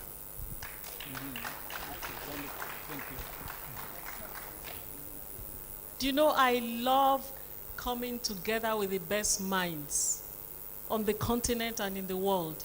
Because I think, Kayode, Prof. Gov, you have an agenda in front of you. Collective agency, purposeful education, making Africa travel, but actually making Africa travel well, right? Yes.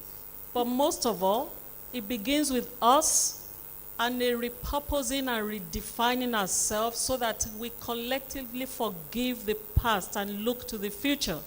And on that note, it is not by accident that Professor Kayode Fayemi is a visiting professor at the African Leadership Center in London, the only center, the only place that is taking the study of Africa forward, and it is led by Africans, right? There was another one that was led by an African, but he didn't, that African noticed very quickly that the intentions were not as he thought. So what does that actually mean? It's the collective work we have to do.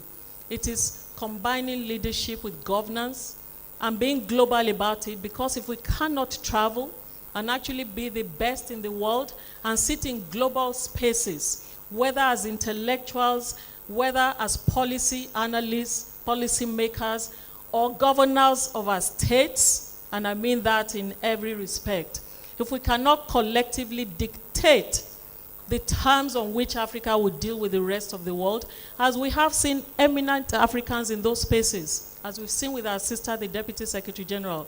But if the African leaders present in those spaces do not align for the whole of Africa, not just for themselves and for their people, we cannot actually be the global Africans that we can be. There's a lot of work to be done. In March, as Professor Fayemi, and in fact, when I deal with the two Fayemis, Adeleye Fayemi and Kayode Fayemi, it's very interesting because they're intellectual houses in their own right. Both of them have a relationship with kings, and they'll be with us at the Africa Week. And just so you know, we're titling this year's Africa Week as Disrupting Distances. Distances between institutions, distances between, in fact, it's disrupting distances, nations, systems, and leaders. There's too much distance, and if we want to disrupt those distances, these are the things that we need to do that. I congratulate you again, Kayode and BC, and the Board of Trustees of the Amandla Institute for the wonderful work that has started. I promised you 45 minutes, and I think I'm very much within it. Check your time. Thank you so much. Wonderful. Brilliant. Thank you. Trenchant and formidable. It is incredibly beautiful to watch a panel, and let me stay behind the United Nations Deputy Secretary General, led by a woman who has been doing great things across the world, and she has the collection of some of the finest minds across the world to join her in this fantastic dialogue that we have had this afternoon, which has opened our minds. Do we know nothing, as has been said, of our colonizers, or are we the finest minds in the room and in the world? We know differently. Should we have leadership of purpose? Do we know who we are? Is this about where we are going? And how powerful can that be? Let's give a round of applause to our formidable panel. Absolutely brilliant moderator.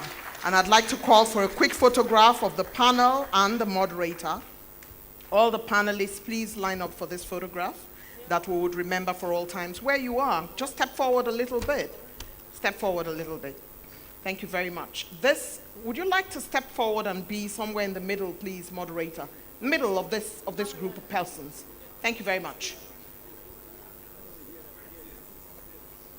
Can I please request the birthday super personality and his lovely wife to join this panel for a quick photograph, if you would make your way up. Thank you very much. Like quick. Our visiting professor and a man of great mind, married to a woman of great mind. Yes, and she brings along with her the woman leading places and being the second most important civil servant of the world. There you go. This is the photograph that we would remember for all times, because this is the photograph of the panel that set the tone for where we are going with the Amandla Institute. Deep minds, building back and building forward. What does it mean to be black? What did apartheid do to us? Decolonizing the mind. The juniorization of the black man. I mean, that word just sets aflame your mind and tells you that there's so much we need to do. Congratulations to the panel. Great job. Thank you very much indeed. At this point, I would like to place on our tables, as the exchange is going on, we're going to fast track this event today. We have sitting in our midst the former Chief of Defense Staff, a man very much after my heart, General Irabo. It's so good to see you, sir.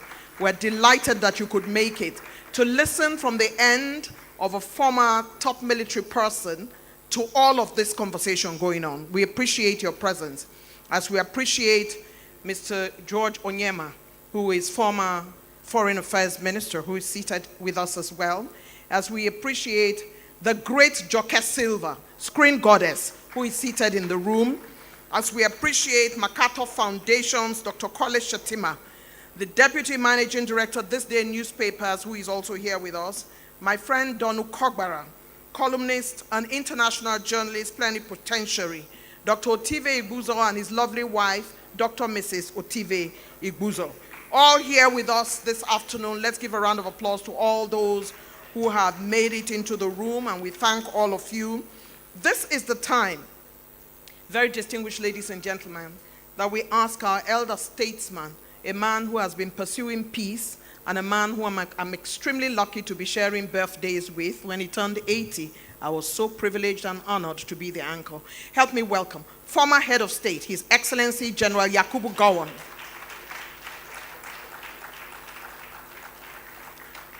And as he makes his way up, please remember that John Cardinal Onaikon has forgiven me. He says I can never offend him, sir. It's not on live TV, but he has forgiven me. Thank you, sir. General Gowon, please keep clapping.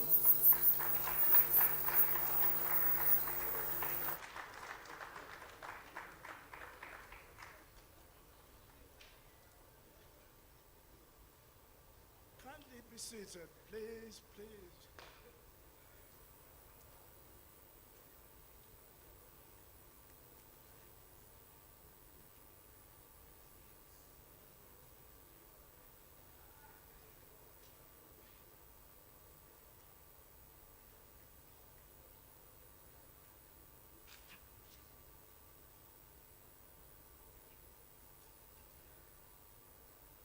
I think I better abide by all the great protocols that had been made, earlier. But allow me just to mention, a few. So I say, Your Excellencies, and I think let me recognize, of course, the Senator Kashim Shettima, our Vice President, who was here with us a moment ago, and at least we've had him. And may I say, Your Excellencies, all the governors, I hope, please allow me not to mention you by name, but to say all the governors, past and present, And may I recognize in our midst, of course, Hajia Aisha Mohammed, Deputy Secretary General of the UN. And I think what you want to know is that her father, Gombe, am I right? Nice to see you here, representing very well all our women that we must all respect, all our mothers, past, even from far away South Africa. I know, and probably what you do not know was that he was one of those young South Africans that Nigerian government gave. So of course, he remained a very great friend, of Nigeria. Now, please allow me to say, Your Excellency, Erelu Bisi Adeleye Fayemi, all our royal fathers, and may I say, an eminent and distinguished guests, honorable members of the trustee and management of Adla, ladies and gentlemen.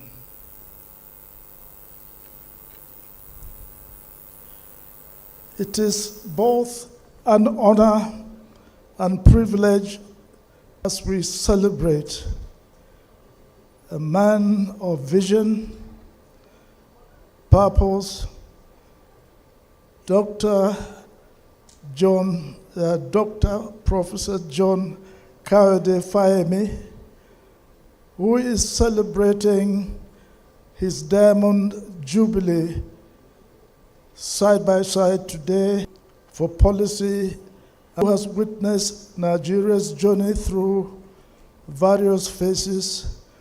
I'm delighted to see a new generation of leaders like Dr. Fayemi and his dear wife, who embody the value of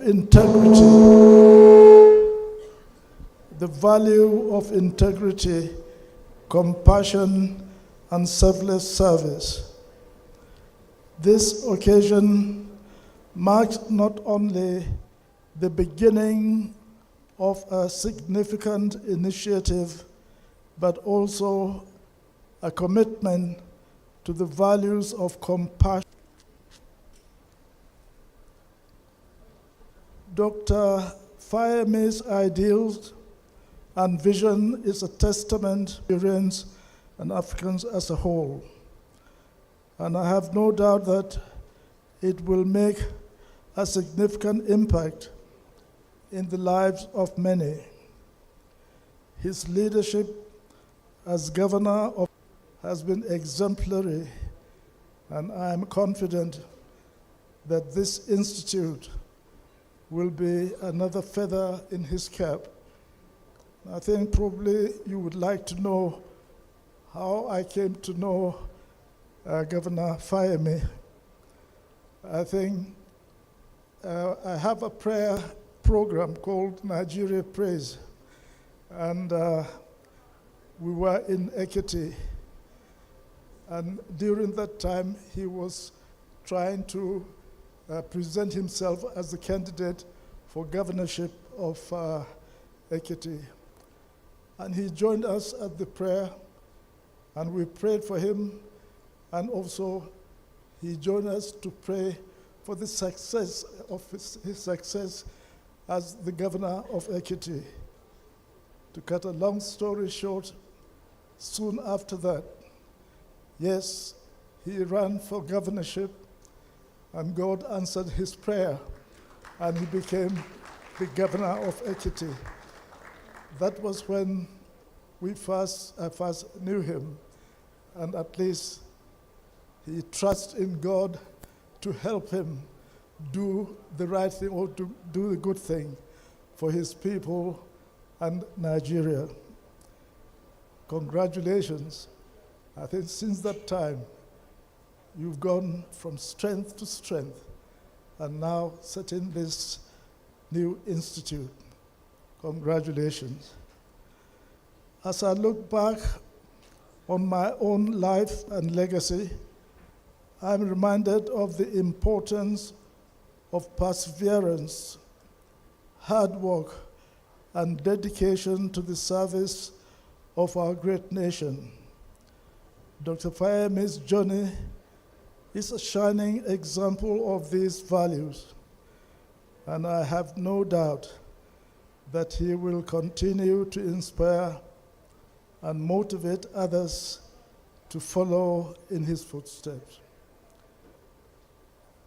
I would like to extend my heartfelt gratitude to all the supporters, partners, and advocates who have worked tirelessly to bring this institute to fruition.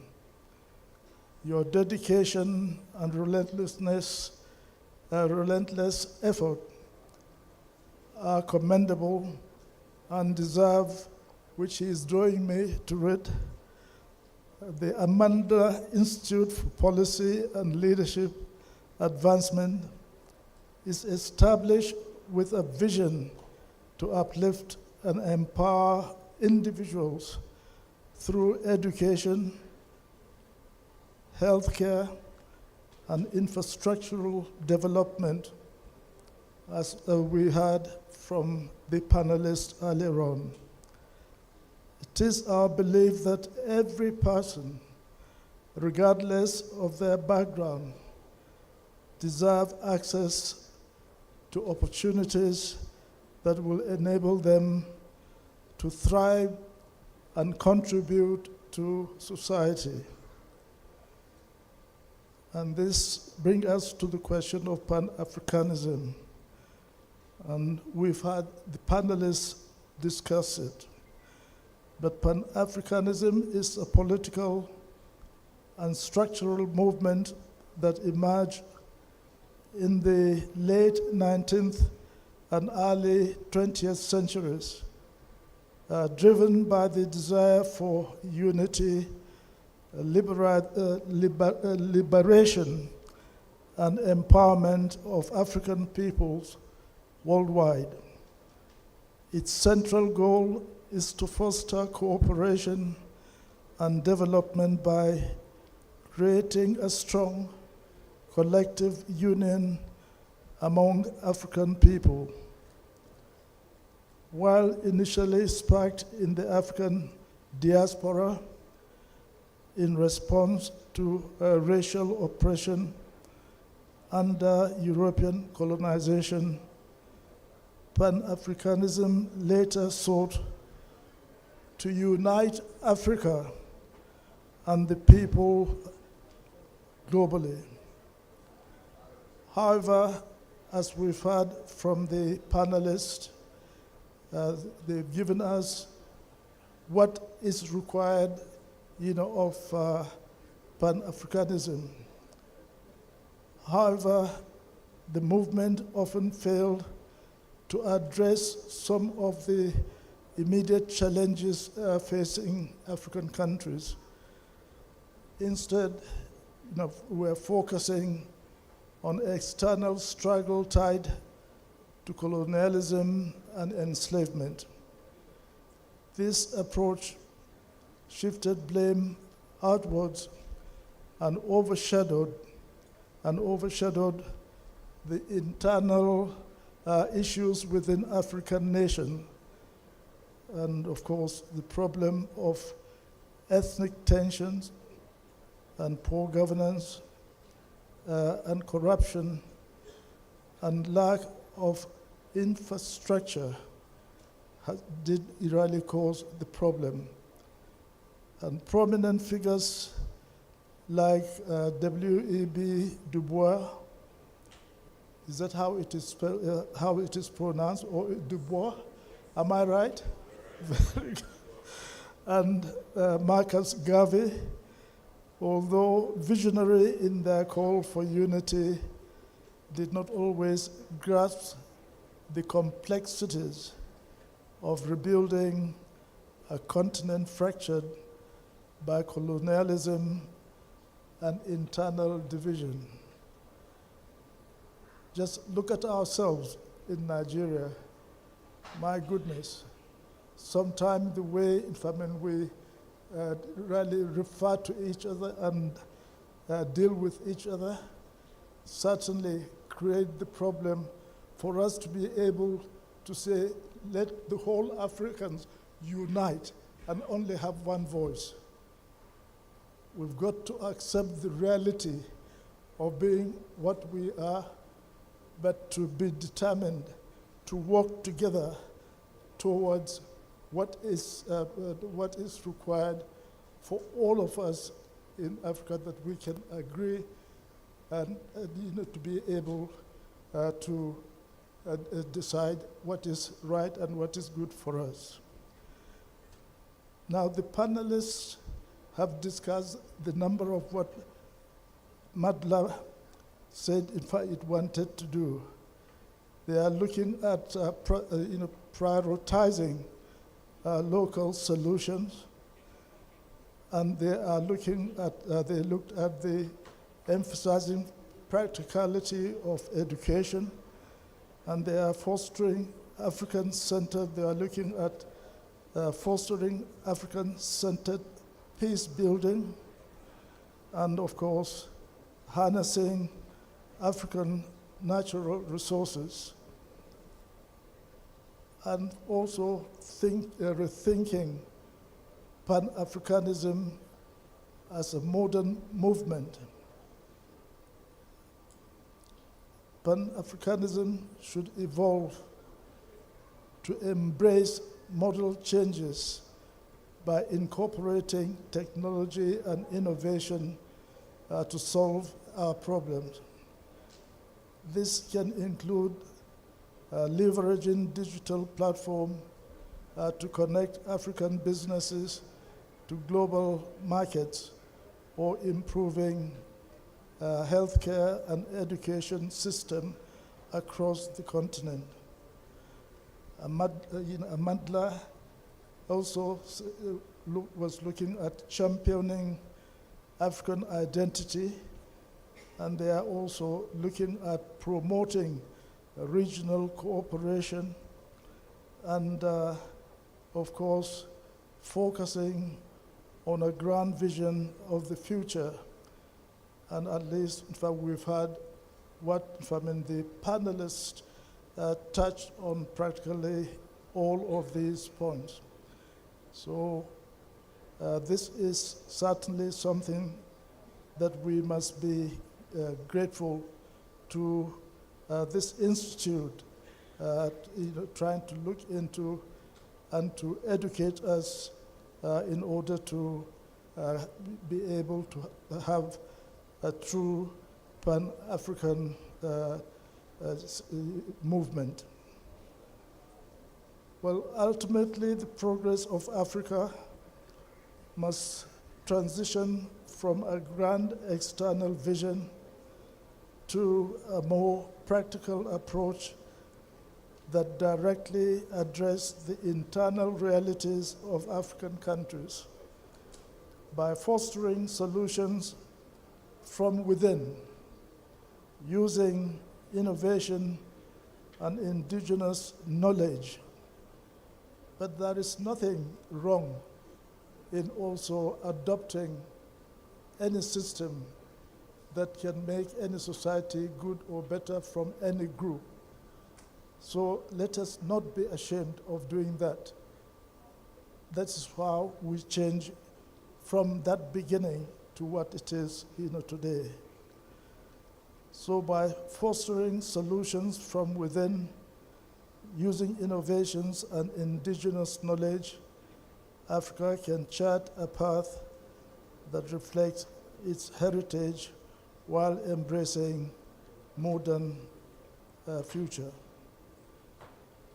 Once again, I want to congratulate Dr. Fayemi on this milestone birthday and launch of the Amandla Institute for Policy and Leadership Advancement. I wish him continued success, good health, and happiness in all his endeavors as we embark on this journey. We are reminded of the immense potential within our communities.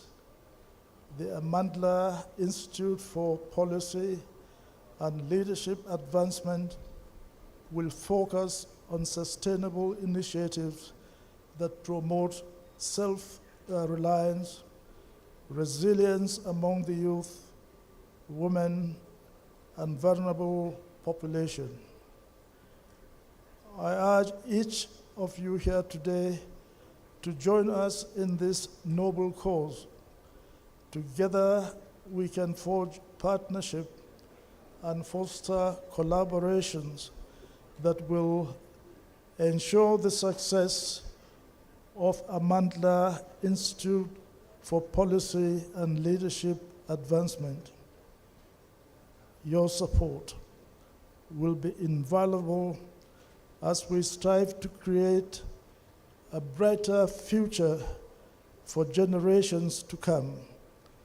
And may I ask you all to join me in acknowledging this super role, support, and peace of mind his life partner, Erelu Bisi Adele Fayemi, has given him to achieve this success.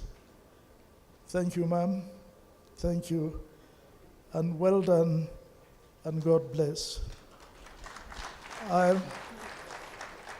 In closing, let us remember that the true measure of our success lies not just in our achievements, but in the lives we touch and the positive change we bring to our communities.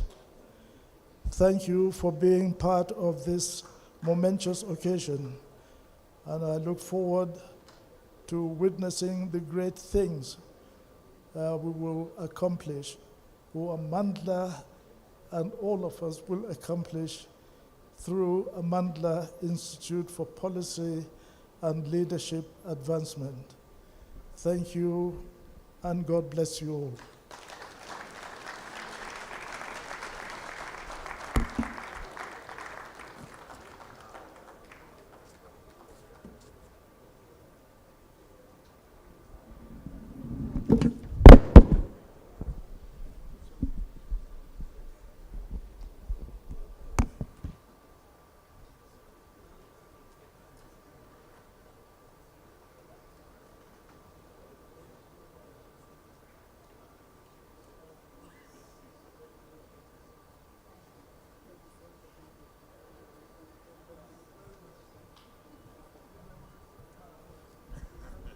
Your Excellencies, peace lover, peacemaker, leading Nigeria praise and going around ensuring peace during elections. Give a resounding Abuja round of applause to the former head of state, His Excellency General Yakubu Gowon. His thoughts and his profound comments would go a long way to help the Amandla Institute.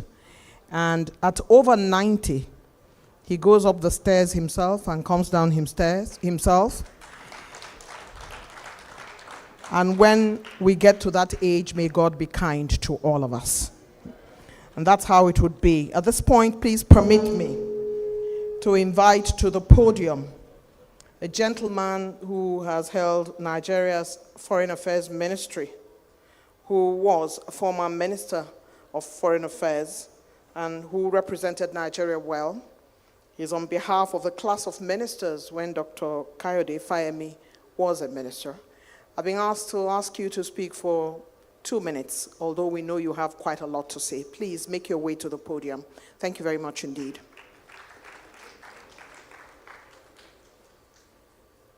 Foreign Affairs Minister, former Mr. George Onyema.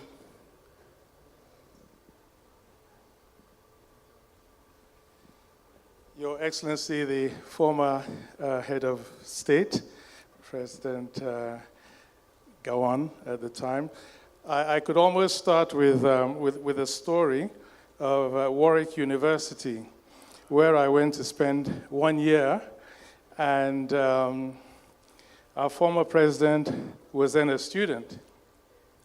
And he invited a number of us Nigerians to his apartment, which he had at the time, about 5 of us, for dinner. And he cooked. He cooked what we had for dinner. And, we all felt a bit uncomfortable and we all wanted to wash the dishes.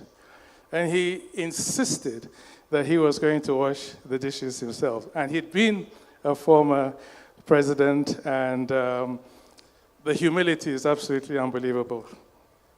Your Excellency, we can never stop praising you. I was not actually prepared for this, but it's really a great privilege to be able to stand up before you and say a few words about my Aburo. And we hope that one day also he will be our JFK of Nigeria. He more or less almost is already. But it was a privilege serving with him in cabinet. And a lot of people have spoken already, but the intellect is the first thing that hits you. And as his better half has pointed out, just how focused he is, how committed he is. And, interestingly, we've also heard about Pan-Africanism. And I was speaking to somebody earlier today, and I was saying that the way the world has changed so much that if you call yourself a socialist, and I used to like to think of myself as one, it's almost like a swear word. Nobody wants to admit to it. But JKF, I always confuse the acronyms, is really one of that rare breed of Nigerians with a vision. We've heard a lot said today about what we need in Africa, the vision. He has a clear vision, that great focus, the intellect, and that revolutionary zeal. And I think that's one of the things that we are lacking. We talk about leadership in Africa today, that revolutionary zeal. We're often harking back to some of our great leaders, some of those leaders that we do admire.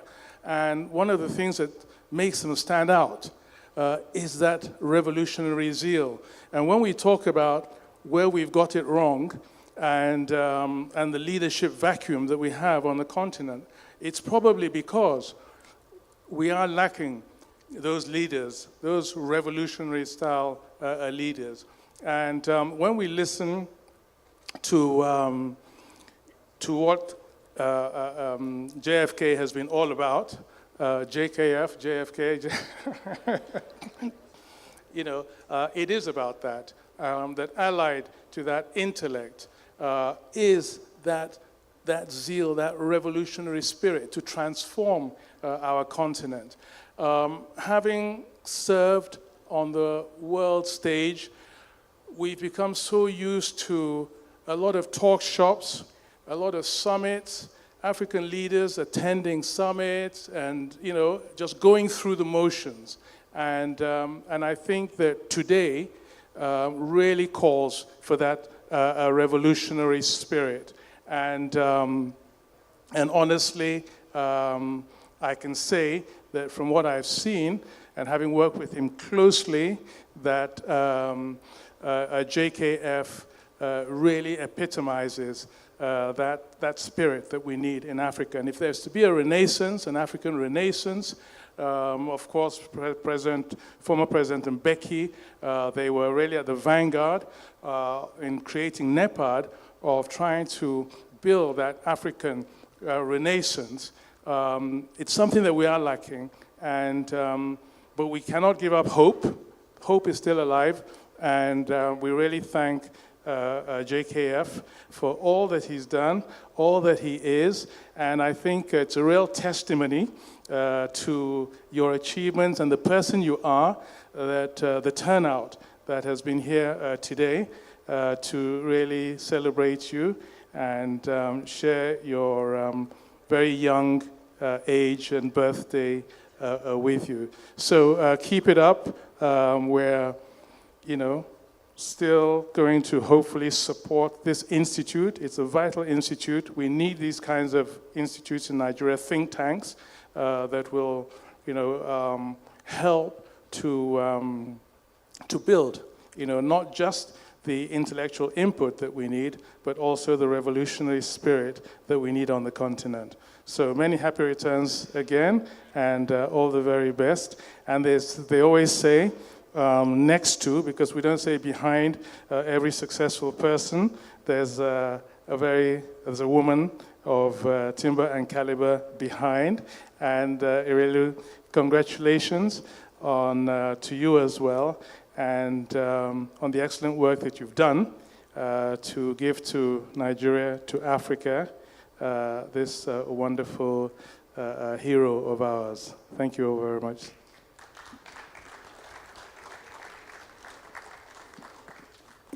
Thank you very much indeed, former Foreign Affairs Minister, in a hug with the celebrant and his lovely wife. Isn't it wonderful to see?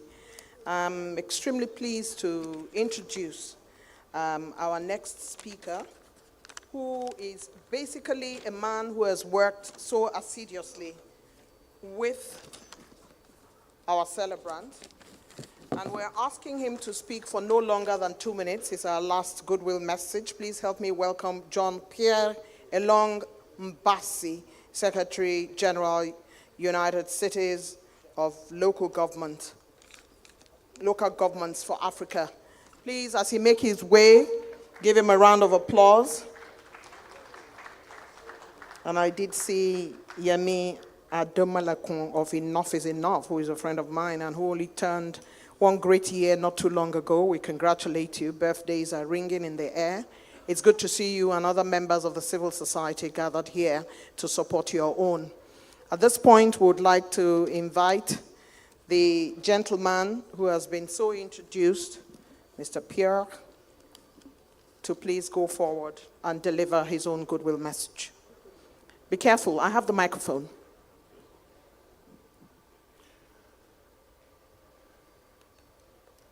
Excellencies, I am very honored to be here. I remember it was last year, or in 2022, we had a meeting of the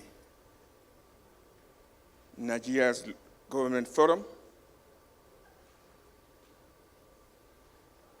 in the presence of the President of the Republic. And Dr. Fayemi was then the president of NGF and was elected as the president of the Forum of the Regions of Africa. I am the Secretary General of the United Cities and Local Governments of Africa, and the Forum of the Region of Africa is part of this organization, continental organization. And we saw the dedication of Dr. Fayemi. I had the privilege then to be hosted in a dinner by Madame and Mr. Fayemi in the presence of two governors of the US. And I remember the wisdom, the foresight, and also the narrative of Dr. Fayemi about building Africa from the grassroots. And this is why I am convinced that the new Pan-Africanism should take this dimension of building Africa from the grassroots. And Dr. Fayemi, as a governor of Ekiti, we had testimonies that show that he embodied this kind of mindset that we need now to go beyond expression of vision towards action on the ground, reaching normal people. And this kind of leadership is what we need. So we need Dr. Fayemi not to go from this vision or repeat this vision that we all know now, but the Amandla Institute to decline the trajectory and the way the transition from this vision to action will be. And I trust that he and the trustees that he has with him will be able to build this trajectory. We are here to help in any way for this. Thank you.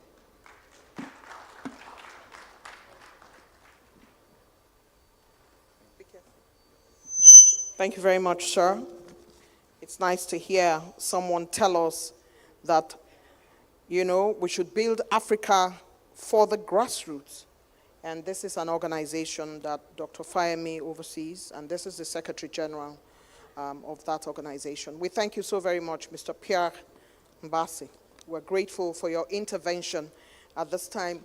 We have the representative of His Excellency President Goodluck Jonathan in the room, Executive Director of the Goodluck Jonathan Foundation, and Iyanu is here in the room. We thank you for being here. We appreciate you. And of course, Dr. Modupe Alakija, Vaccines for Africa, doing all the great work across the world, and her husband. We thank you for being here as well. It's very good to see you all. The afternoon is fast spent. It's wonderful to have you remain seated. And we were having a conversation earlier about how it is possible that Dr. Fayemi and his wife are able to pull this number of people. And I've been told Dr. Fayemi and his wife are very intentional. If you saw the way that Erelu greeted the traditional rulers from Ekiti and from the southwest who are here, our very special traditional rulers who came to support, you would know that they are from the core of their soul intentional about building relationships. Please, let's give the founders of this institute a round of applause. It's time now for me to invite one of my favorite academics from across the world, Professor Bayo Olukoshi. He's a renowned Nigerian political scientist and scholar with extensive experience in Africa governance, international relations, and development. He has served as Director for Africa and West Asia at International Institute for Democracy and Electoral Assistance. He's coming to talk to us about the institute, which has been so set apart, different from other institutes, to do the work of leadership for global Africa. Help me welcome Professor Olukoshi.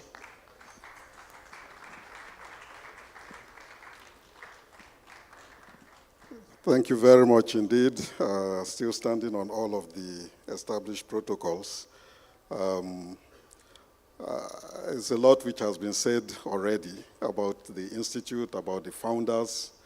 I'll just like to add very briefly that the experience which both of them combine in the making of institutions is probably something which too many people in this hall do not know.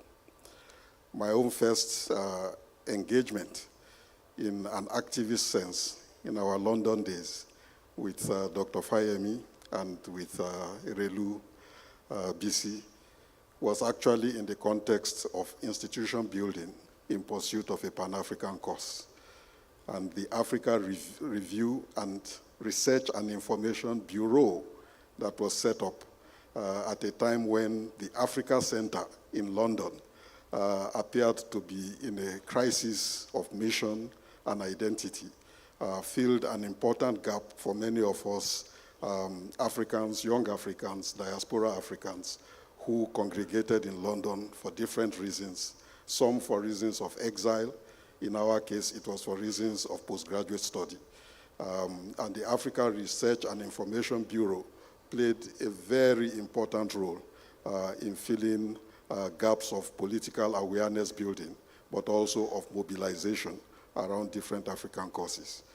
Around the same time as the Africa Research and Information Bureau was making its mark, Erelu BC was also busy taking over Akina Mama Wa Africa, a women's organization, which was going comatose. And it is to her credit that she actually rebuilt Akina Mama Wa Africa into a formidable African women's organization operating out of London and eventually branching out onto the continent and doing immense work around women's leadership in Africa.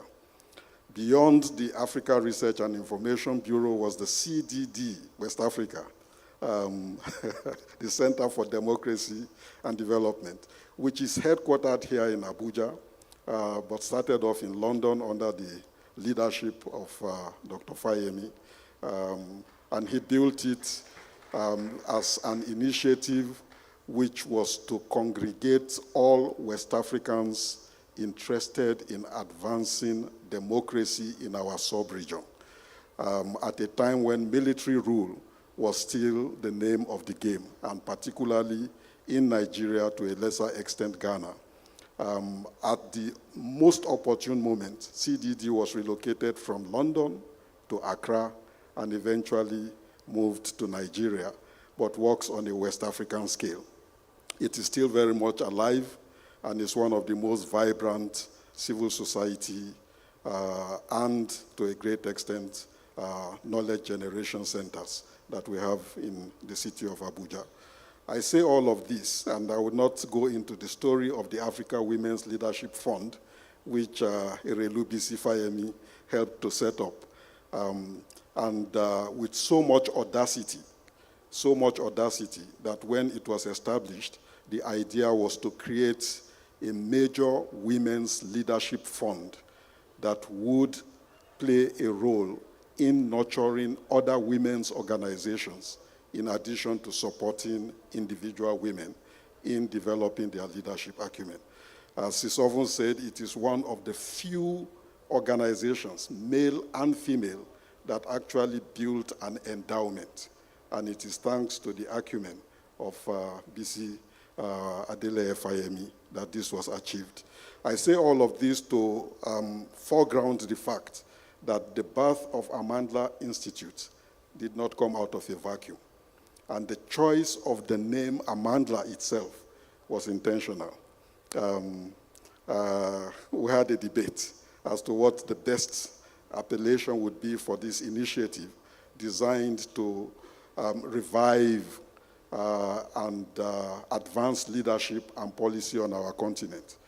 And when the name Amandla was suggested by Erelu BC, all of us felt it was the most appropriate name to be given to it. For those of you who know, who have been in Aluta, serious Aluta of the 1970s, 80s, and 90s, when we were in the vanguard of the struggle for the liberation of our continent, you must know what Amandla means. Do you? Amandla. Amandla. It's power. It's we claiming power.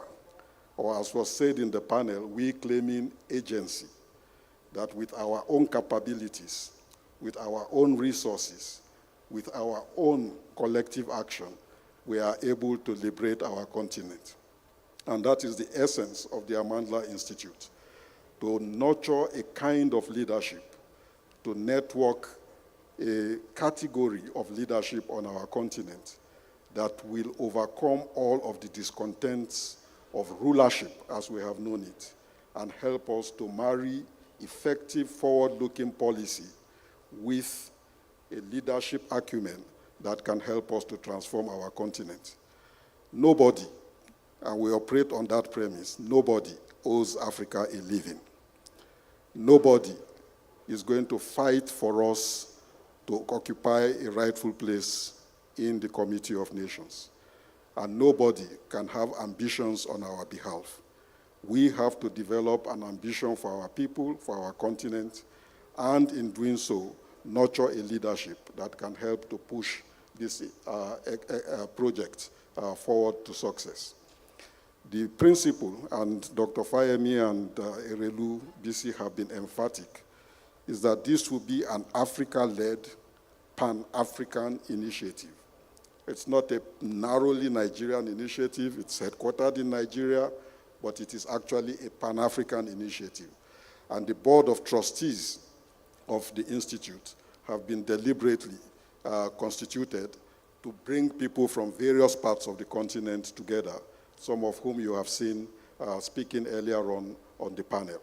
And this Pan-Africanist thrust is in keeping with the trajectory which the Fayemis have traveled over time of operating in the African space wherever work takes them as people who have a commitment to the continent and who believe in its future.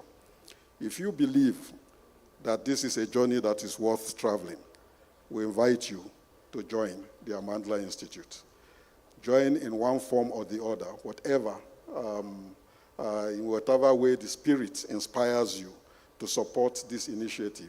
We invite you to join with the idea that within our lifetime, it should be possible for us to turn the table of underdevelopment in Africa and become co-rule makers in a changing world that is in search of leadership. I thank you very much for your attention and wish us all. Thank you. Thank you, Professor Lukosi. You left your phone here for me? Okay. Thank you. A pride to Nigeria and a pride to the continent. Thank you very much. Thank you. Let's put our hands together for him, ladies and gentlemen. But there's one person we need to really appreciate here. The person has been here since before 10 a.m., sitting down very quietly, providing support, absolutely dependable. And at this hour, the person is still here. And that person is all of you in the audience. Put your hands together for yourselves. Thank you. This is friendship. This is loyalty. This is love. We appreciate you. Thank you. So very quickly, we'll speed it up a little bit. We'll be reviewing the book, If This Giant Must Rise, by this amazing intellectual, Dr. John Kayode Fayemi. And the book reviewer is also an intellectual, a politician, journalist, author, technocrat, former Minister of Youth, 2011, former Minister of Sports, 2014, a solid intellectual. I know these intellectuals like to speak for a long time, but we are appealing to Bolaji Abdullahi Ganiu in reviewing the book to do only 5 minutes. I hope you don't mind. I hope you don't mind. Let's appreciate him. Maybe the applause will make him do it in 5 minutes.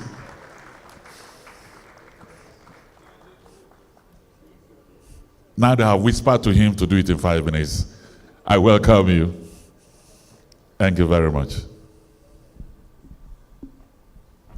Thank you very much. In introducing me, what you did not add is that I'm also a miracle worker. So I can review a whole book in 5 minutes. Thank you very much, eminent guests, Your Excellencies, distinguished ladies and gentlemen. Permit me to rest on existing protocol, but I must still congratulate my brother, my friend indeed, and my mentor, Your Excellency John Kayode Fayemi, for this wonderful day that God has brought onto your life. I congratulate you, and I thank God for your life and for all the accomplishments. And of course, Erelu Bisi Fayemi, our big sister, for all the wonderful support you've given our brother. Thank you very much. I hope this salutation is out of the 5 minutes.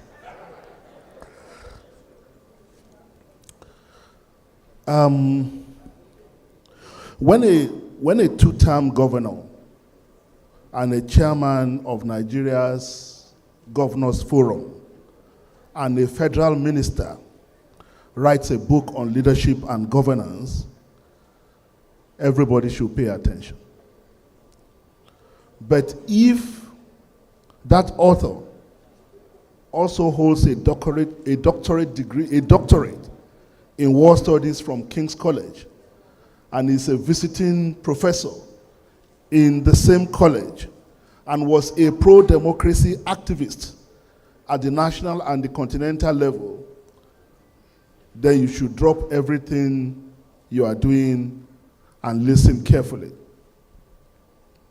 I use the word listen because although what we present today is a book, it actually originates as spoken words delivered at various forums and events over a period of time since the author left office as Governor of Ekiti State in 2022.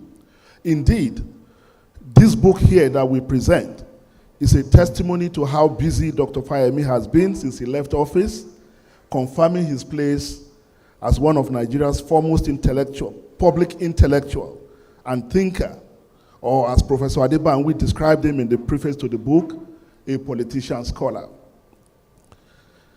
In a keynote address at the Conference on Redesigning Democracy in Nigeria, delivered at the Center for African Studies of Oxford University, which forms one of the chapters of the book, on October 20, 2022. That is just 5 days after he left office as governor. The author reflects on the idea of what he called alternative politics, and I find this quite interesting. He explains that alternative politics is a concept that is rooted in the desire for social transformation. But this transformation does not have to manifest as grand dramatic events that shake and captures the imagination of the world, like the Arab Spring in 2011 or the Occupy movements that rocks the world around about the same time. He said this transformation of alternative that is embedded in alternative politics is in what he called an array of ordinarily anonymous or nondescript local forces. He contends that our quest for alternatives and the transformative social change is better served if it is woven into the fabrics of everyday life and everyday politics, and the marginal gains they produce rather than a single episode of dramatic events.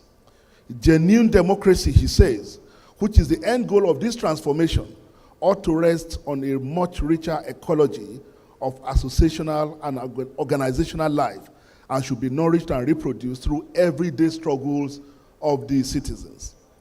I find this in agreement with what the American sociologist Jeffrey Goldfarb called in his book, The Politics of Small Things, that political change doesn't always come with a bang. It often starts with a whisper, like conversation around coffee table that ultimately led to the collapse of the Soviet Union. Or what he called micro-level political activism. We all know of Václav Havel, the former president of Czechoslovakia, a scholar politician par excellence, who also, like our author, ran the dissident radio station Radio Free Czechoslovakia in the early days of the invasion of his country by the Warsaw Pact in 1968. I mean, our author here, all of you know, was the spirit behind Radio Kudirat in the days of pro-democracy struggle. Now, Vaclav said the small works does not necessarily mean a political program, but what he called the affirmation of human dignity in the ordinary responsibilities of daily life. Dr. Fayemi himself gave us an example of this small work in 2014 when he bucked the trend in what will go down as one of the earliest such cases, when he called his opponent and considered defeat in an election that he knew was clearly rigged against him. But by that singular act, he made a major contribution to the advancement of our democracy. Fayemi said he considered defeat in the interest of peace. We must wonder why a professor of war would be so interested in peace. But perhaps it is for the very reason that he understands war more than most of us that he also values peace more than most of us. Like Professor Adebanwi noted, by that action, he snatched victory from the jaws of electoral defeat and earned himself the right to pontificate about democracy and democratization. If he had acted differently, he would not be in a position to do what he's doing here today.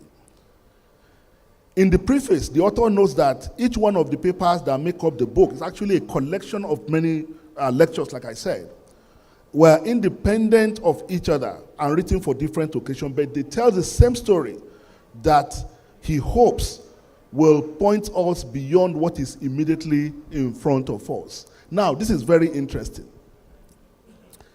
Shortly after speaking in October 2022, he tried to explain the possibilities that will happen in the following election of 2023.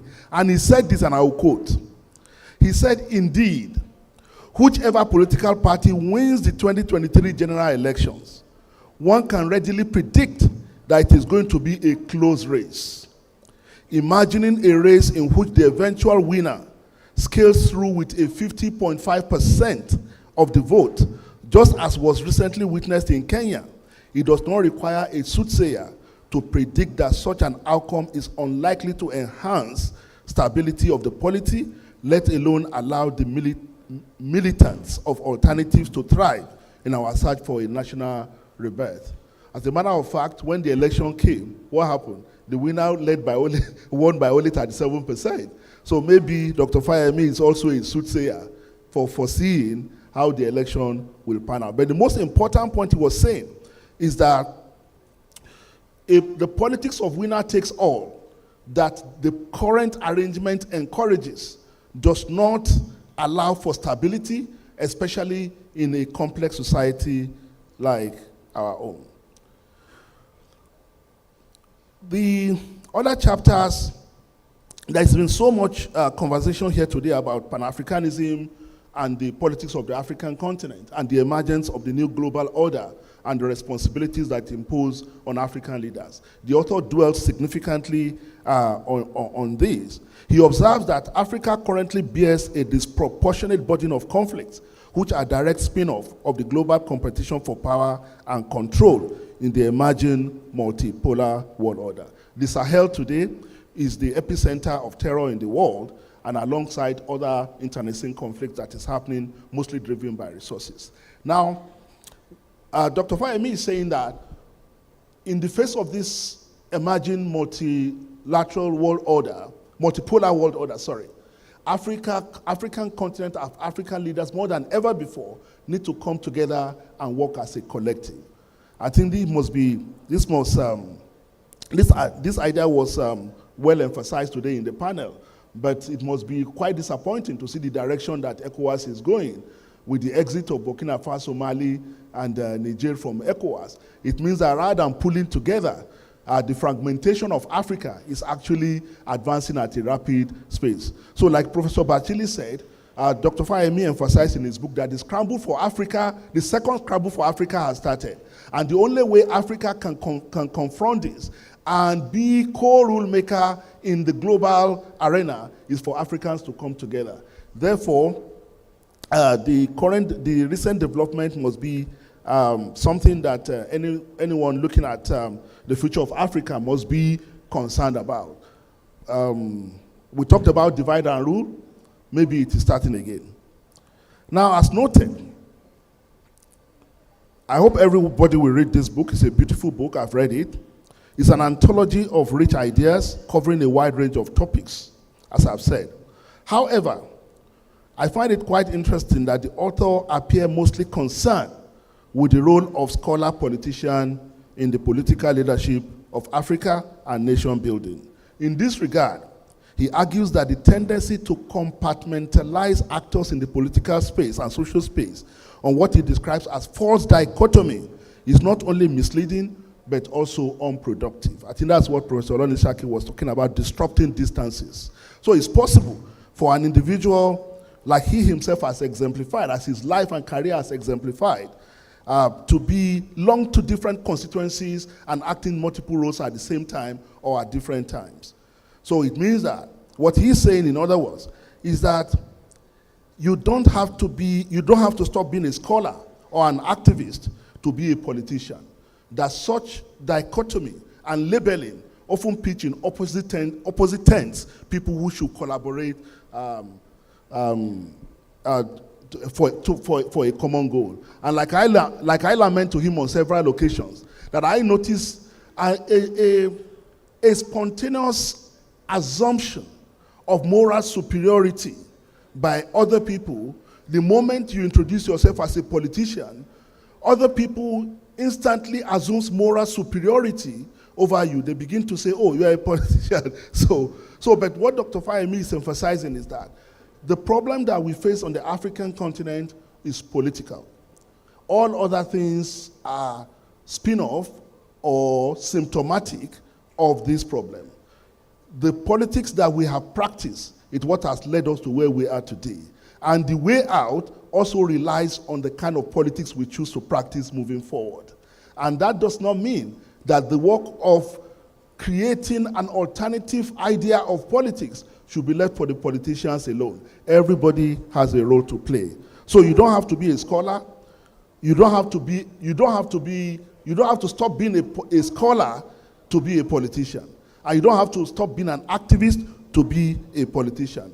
And like he himself has proven to us over the last few years, that you can be all that and still be an author and also a good man. Thank you very much.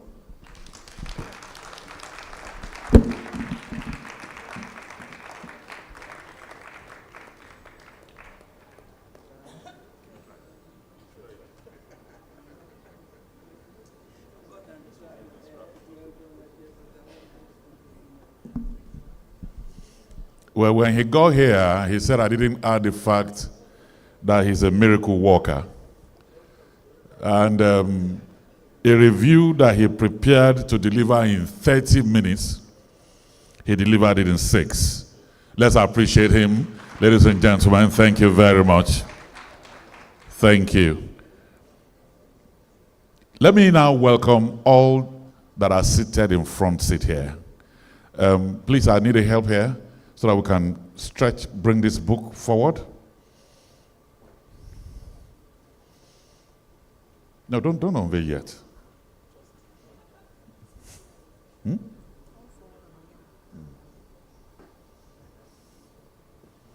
Just cover, but bring the table forward a little bit.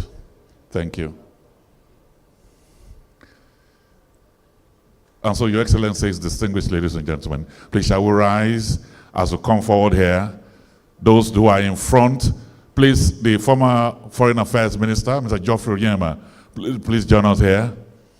The book reviewer, please join us. It will not be nice not to have you here. You review the book, and you did well by doing it in 6.5 minutes. Yes, this way. Okay, all right. So we just take copies of the book. Excellent. We take copies of the book. I welcome here the former Governor of Plateau State, Simon Lalong. I welcome you, Your Excellency.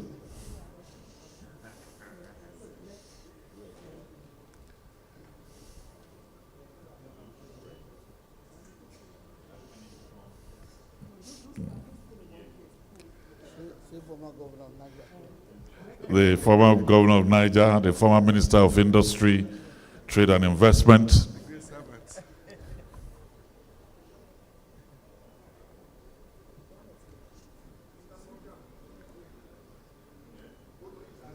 We can stretch to the other end.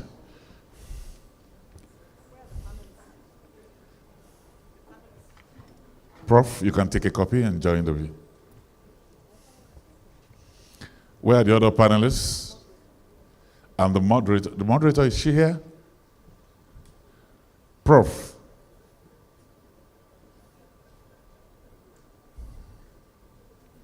Okay.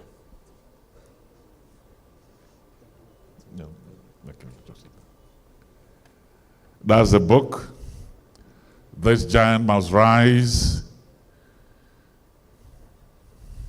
And indeed it must rise. As we begin to interrogate the very essence of Pan-Africanism, we welcome you, Prof. She's still very agile. Take a copy of the book.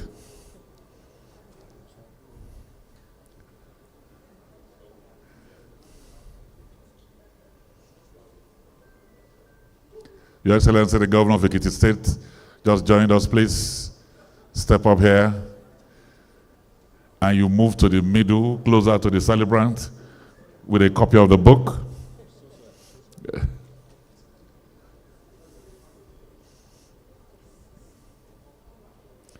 So while we're having the photograph, let me appreciate and welcome Professor Oyewale Tamori, a professor of virology.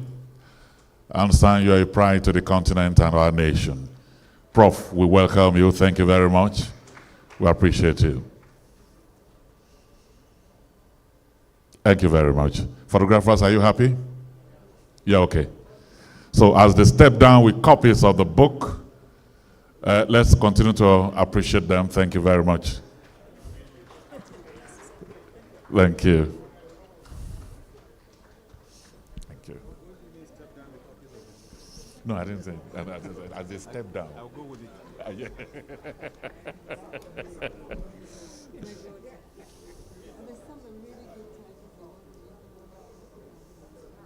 Well done, sir.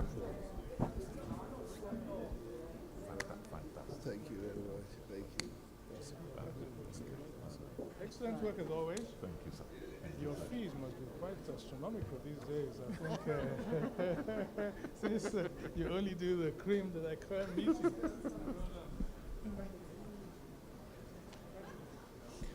Apart from this book, there are other books, a collection of essays edited by Professor Olukoschi and Professor Aziz Olaniyan. And then we have a coffee table book, a book of tribute to the celebrant.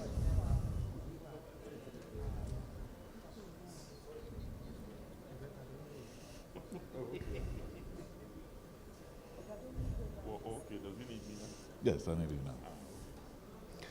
And so, Your Excellencies, distinguished ladies and gentlemen, there is a time that the former governor, the former chairman of the Nigerian Governors Forum, an intellectual, he's an eminent scholar.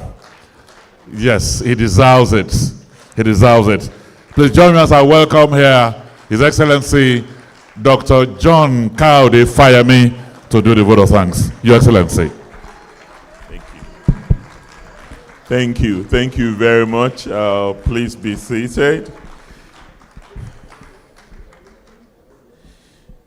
Your Excellency, our chair for this occasion, the Deputy Secretary General of the United Nations, my sister Amina Mohammed, GCON, Your Excellency, my own governor and brother, Governor Biodun Abayomi Oyebanji, Your Excellency, my other governor, well, at least I'm married from your state, so you are my governor. Governor Lucky Orimison Ayedatiwa. The in Ekiti, we have what our people refer to as the grandfather governor.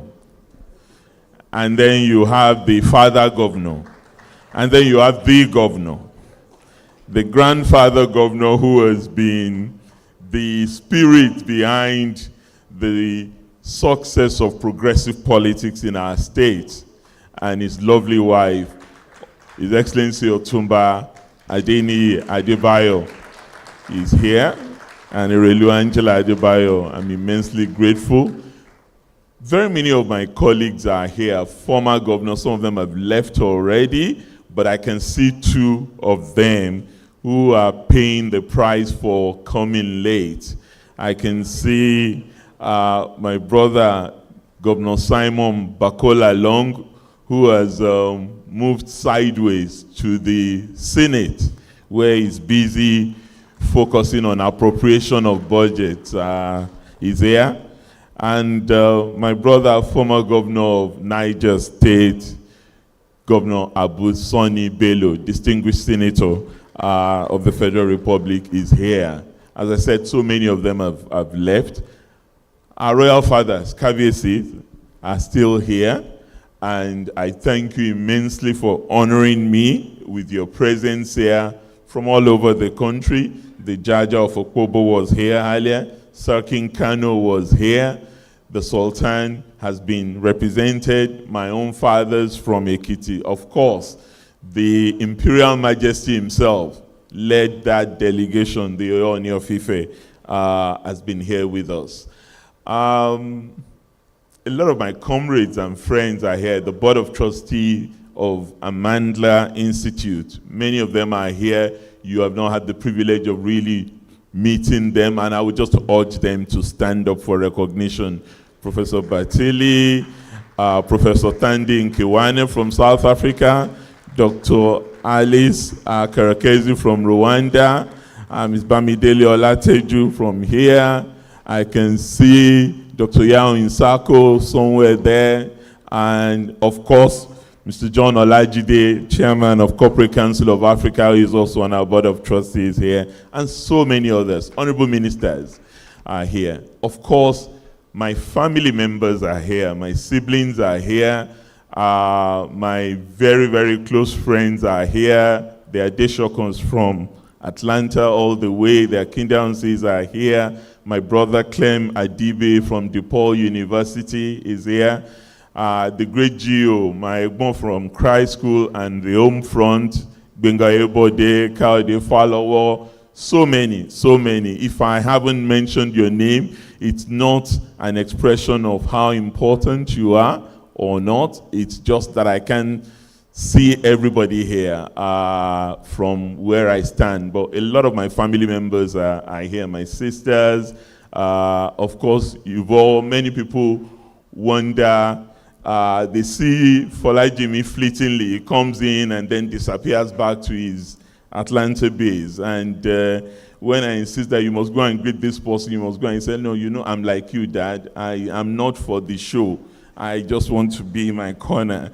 But is here to honor his dad as well. Really, 60 years is a dot in the life of a nation.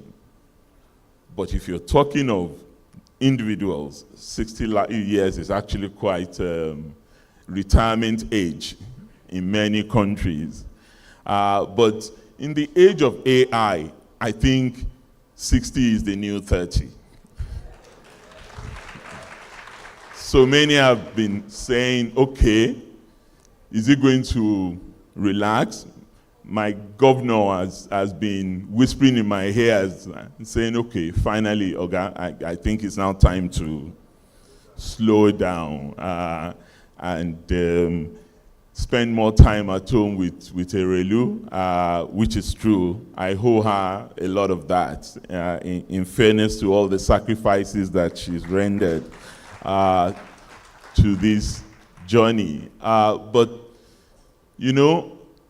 in our local parlance, the Yoruba parlance, and I'll try and translate, I'm not exactly a specialist, our elders tell us that Baoku, Ishe Oton, until you breathe your last, the work continues.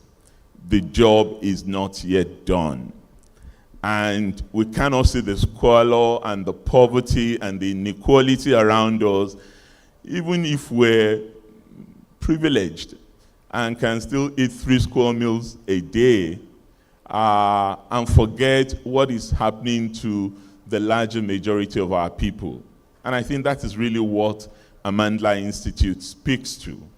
That is the responsibility that we have assigned to ourselves as Africans who believe in Africa and also register that Africa has a central role to play in the transformation of our globe. So the debate has started, the debate is going to continue, and it's not a debate between an immovable object and an unstoppable force, as Folajimi would describe the internal debate we have at home between his mother and I when we have issues either of politics or leaderships or service in contention. It's one that would continue to happen, and that's partly what, if this giant must rise, the conditions that the African giant need to respond to, need to meet, and the role that Nigeria, as a giant within that giant, also must play in order to help tackle the challenges that confront us on the continent. But on behalf of my wife, who really has been the spirit behind this, I am not exactly an organizer in that sense, but she lives and dreams organizing. So she's managed to put this together with the assistance of an excellent team of colleagues and friends, from our CEO, Professor Adebayo Olukoshi, to Eged Odewale, that many of you have known with me since my days at the CDD, and Dayo Ajibaye, and Bumi Obanishe. A whole lot of them have been involved behind the scenes in helping to put this together. And our board of trustees, they've been here for the last couple of days, also working behind the scene to really clarify how we want to make sure that once this organization is formally inaugurated, it's not the last you hear of Amandla Institute. You would start hearing a lot more about what we set out to do to assist the great work our sister is doing at the UN, that a number of our colleagues are doing in many multilateral institutions and in our various governments. And on that note, I don't want to keep you here any longer than necessary. Many of us have been here since 9 a.m. and it's now almost 3 p.m. That's a record, 6 hours, and the room is still almost full. So on behalf of my wife, my family members, on behalf of the trustees and board members of Amandla Institute, I really must thank you all.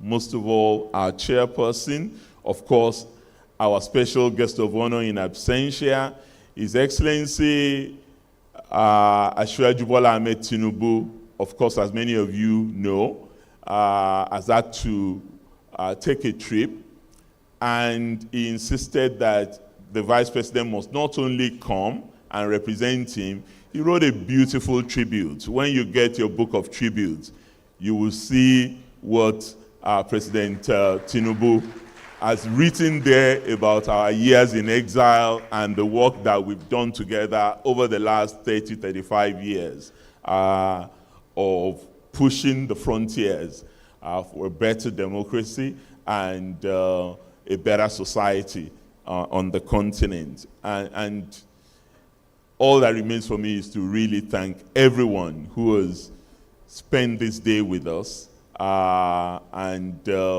express immense gratitude for your celebration with me on this occasion. I know that the real grand event belongs to Ekiti people. I don't want those who own me outside of Ekiti to be jealous, but you are invited to come to Ekiti over this weekend. So you can have part of the fun and enjoy the true hospitality of Ekiti people if you have the time and the chance to join us in Ekiti. On this note, thank you very much for honoring us. His Eminence, you remain our father, and I also plead on behalf of my sister for that naming.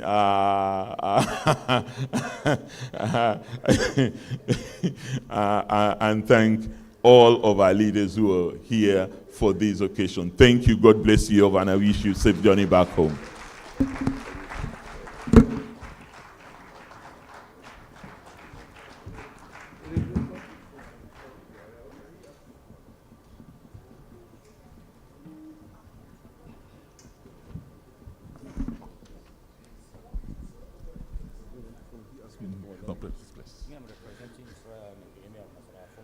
Okay. All right, please, let's go over there. We have most of our royal fathers from Ekiti State. Oba Dejuwon Gabriel Ayodele Onisan of Ison Ekiti.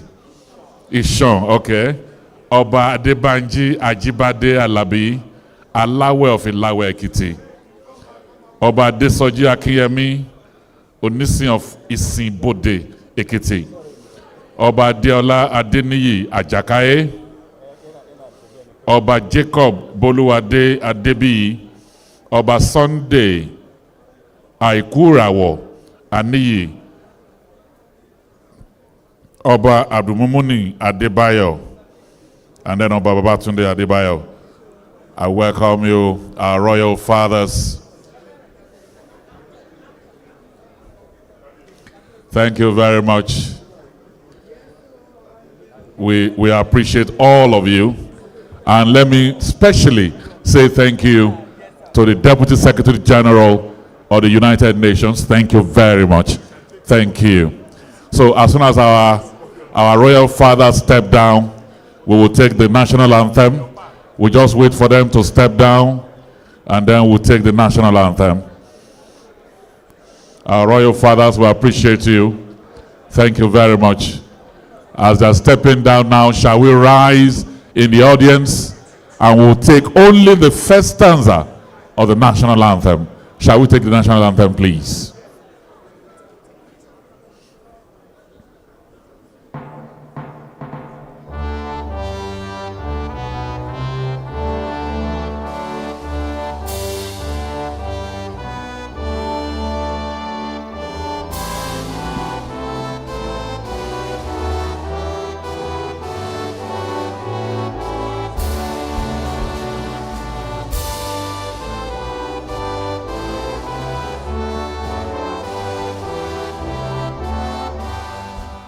Thank you.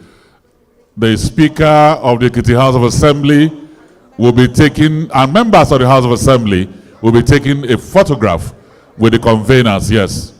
Thank you very much. Thank you. The photograph, the Speaker and members of the House will be having the photograph with the conveners, the celebrant and the wife. Immediately, the Speaker, please step forward with your members. Okay, Speaker, please, you can come up on stage, and other members of the House of Assembly. Your Excellency, the celebrant, Dr. Fayemi, members of the House of Assembly are here. Members of the House of Assembly are here with you, please.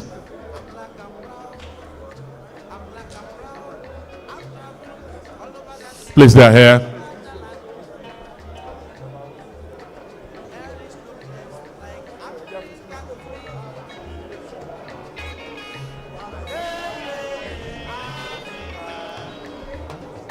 So, members of the House of Assembly, Ekiti State. Congratulations, sir. prove to all the world that Africa is a nation. Africa, motherland Africa. Yeah, yeah, yeah, Africa. Yeah, yeah, yeah, Africa. Africa Your is Excellency. my home. The bright sunshine of Nigeria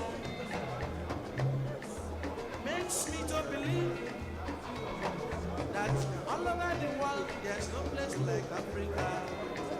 For Nigeria is my home. Yeah, yeah, yeah, Africa. Yeah, yeah, yeah, Africa. Africa is my home.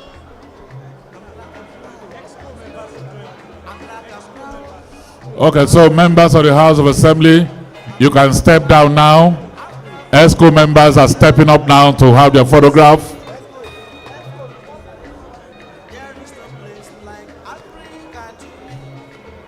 The legislators can step down now.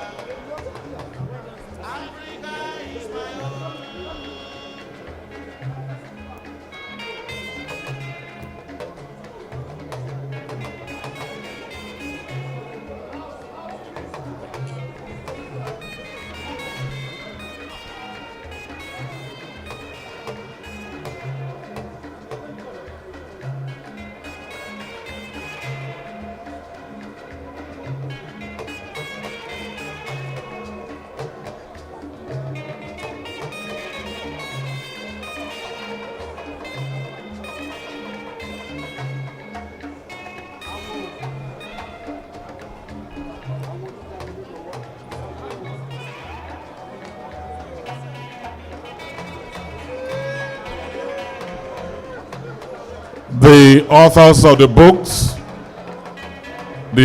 of the books,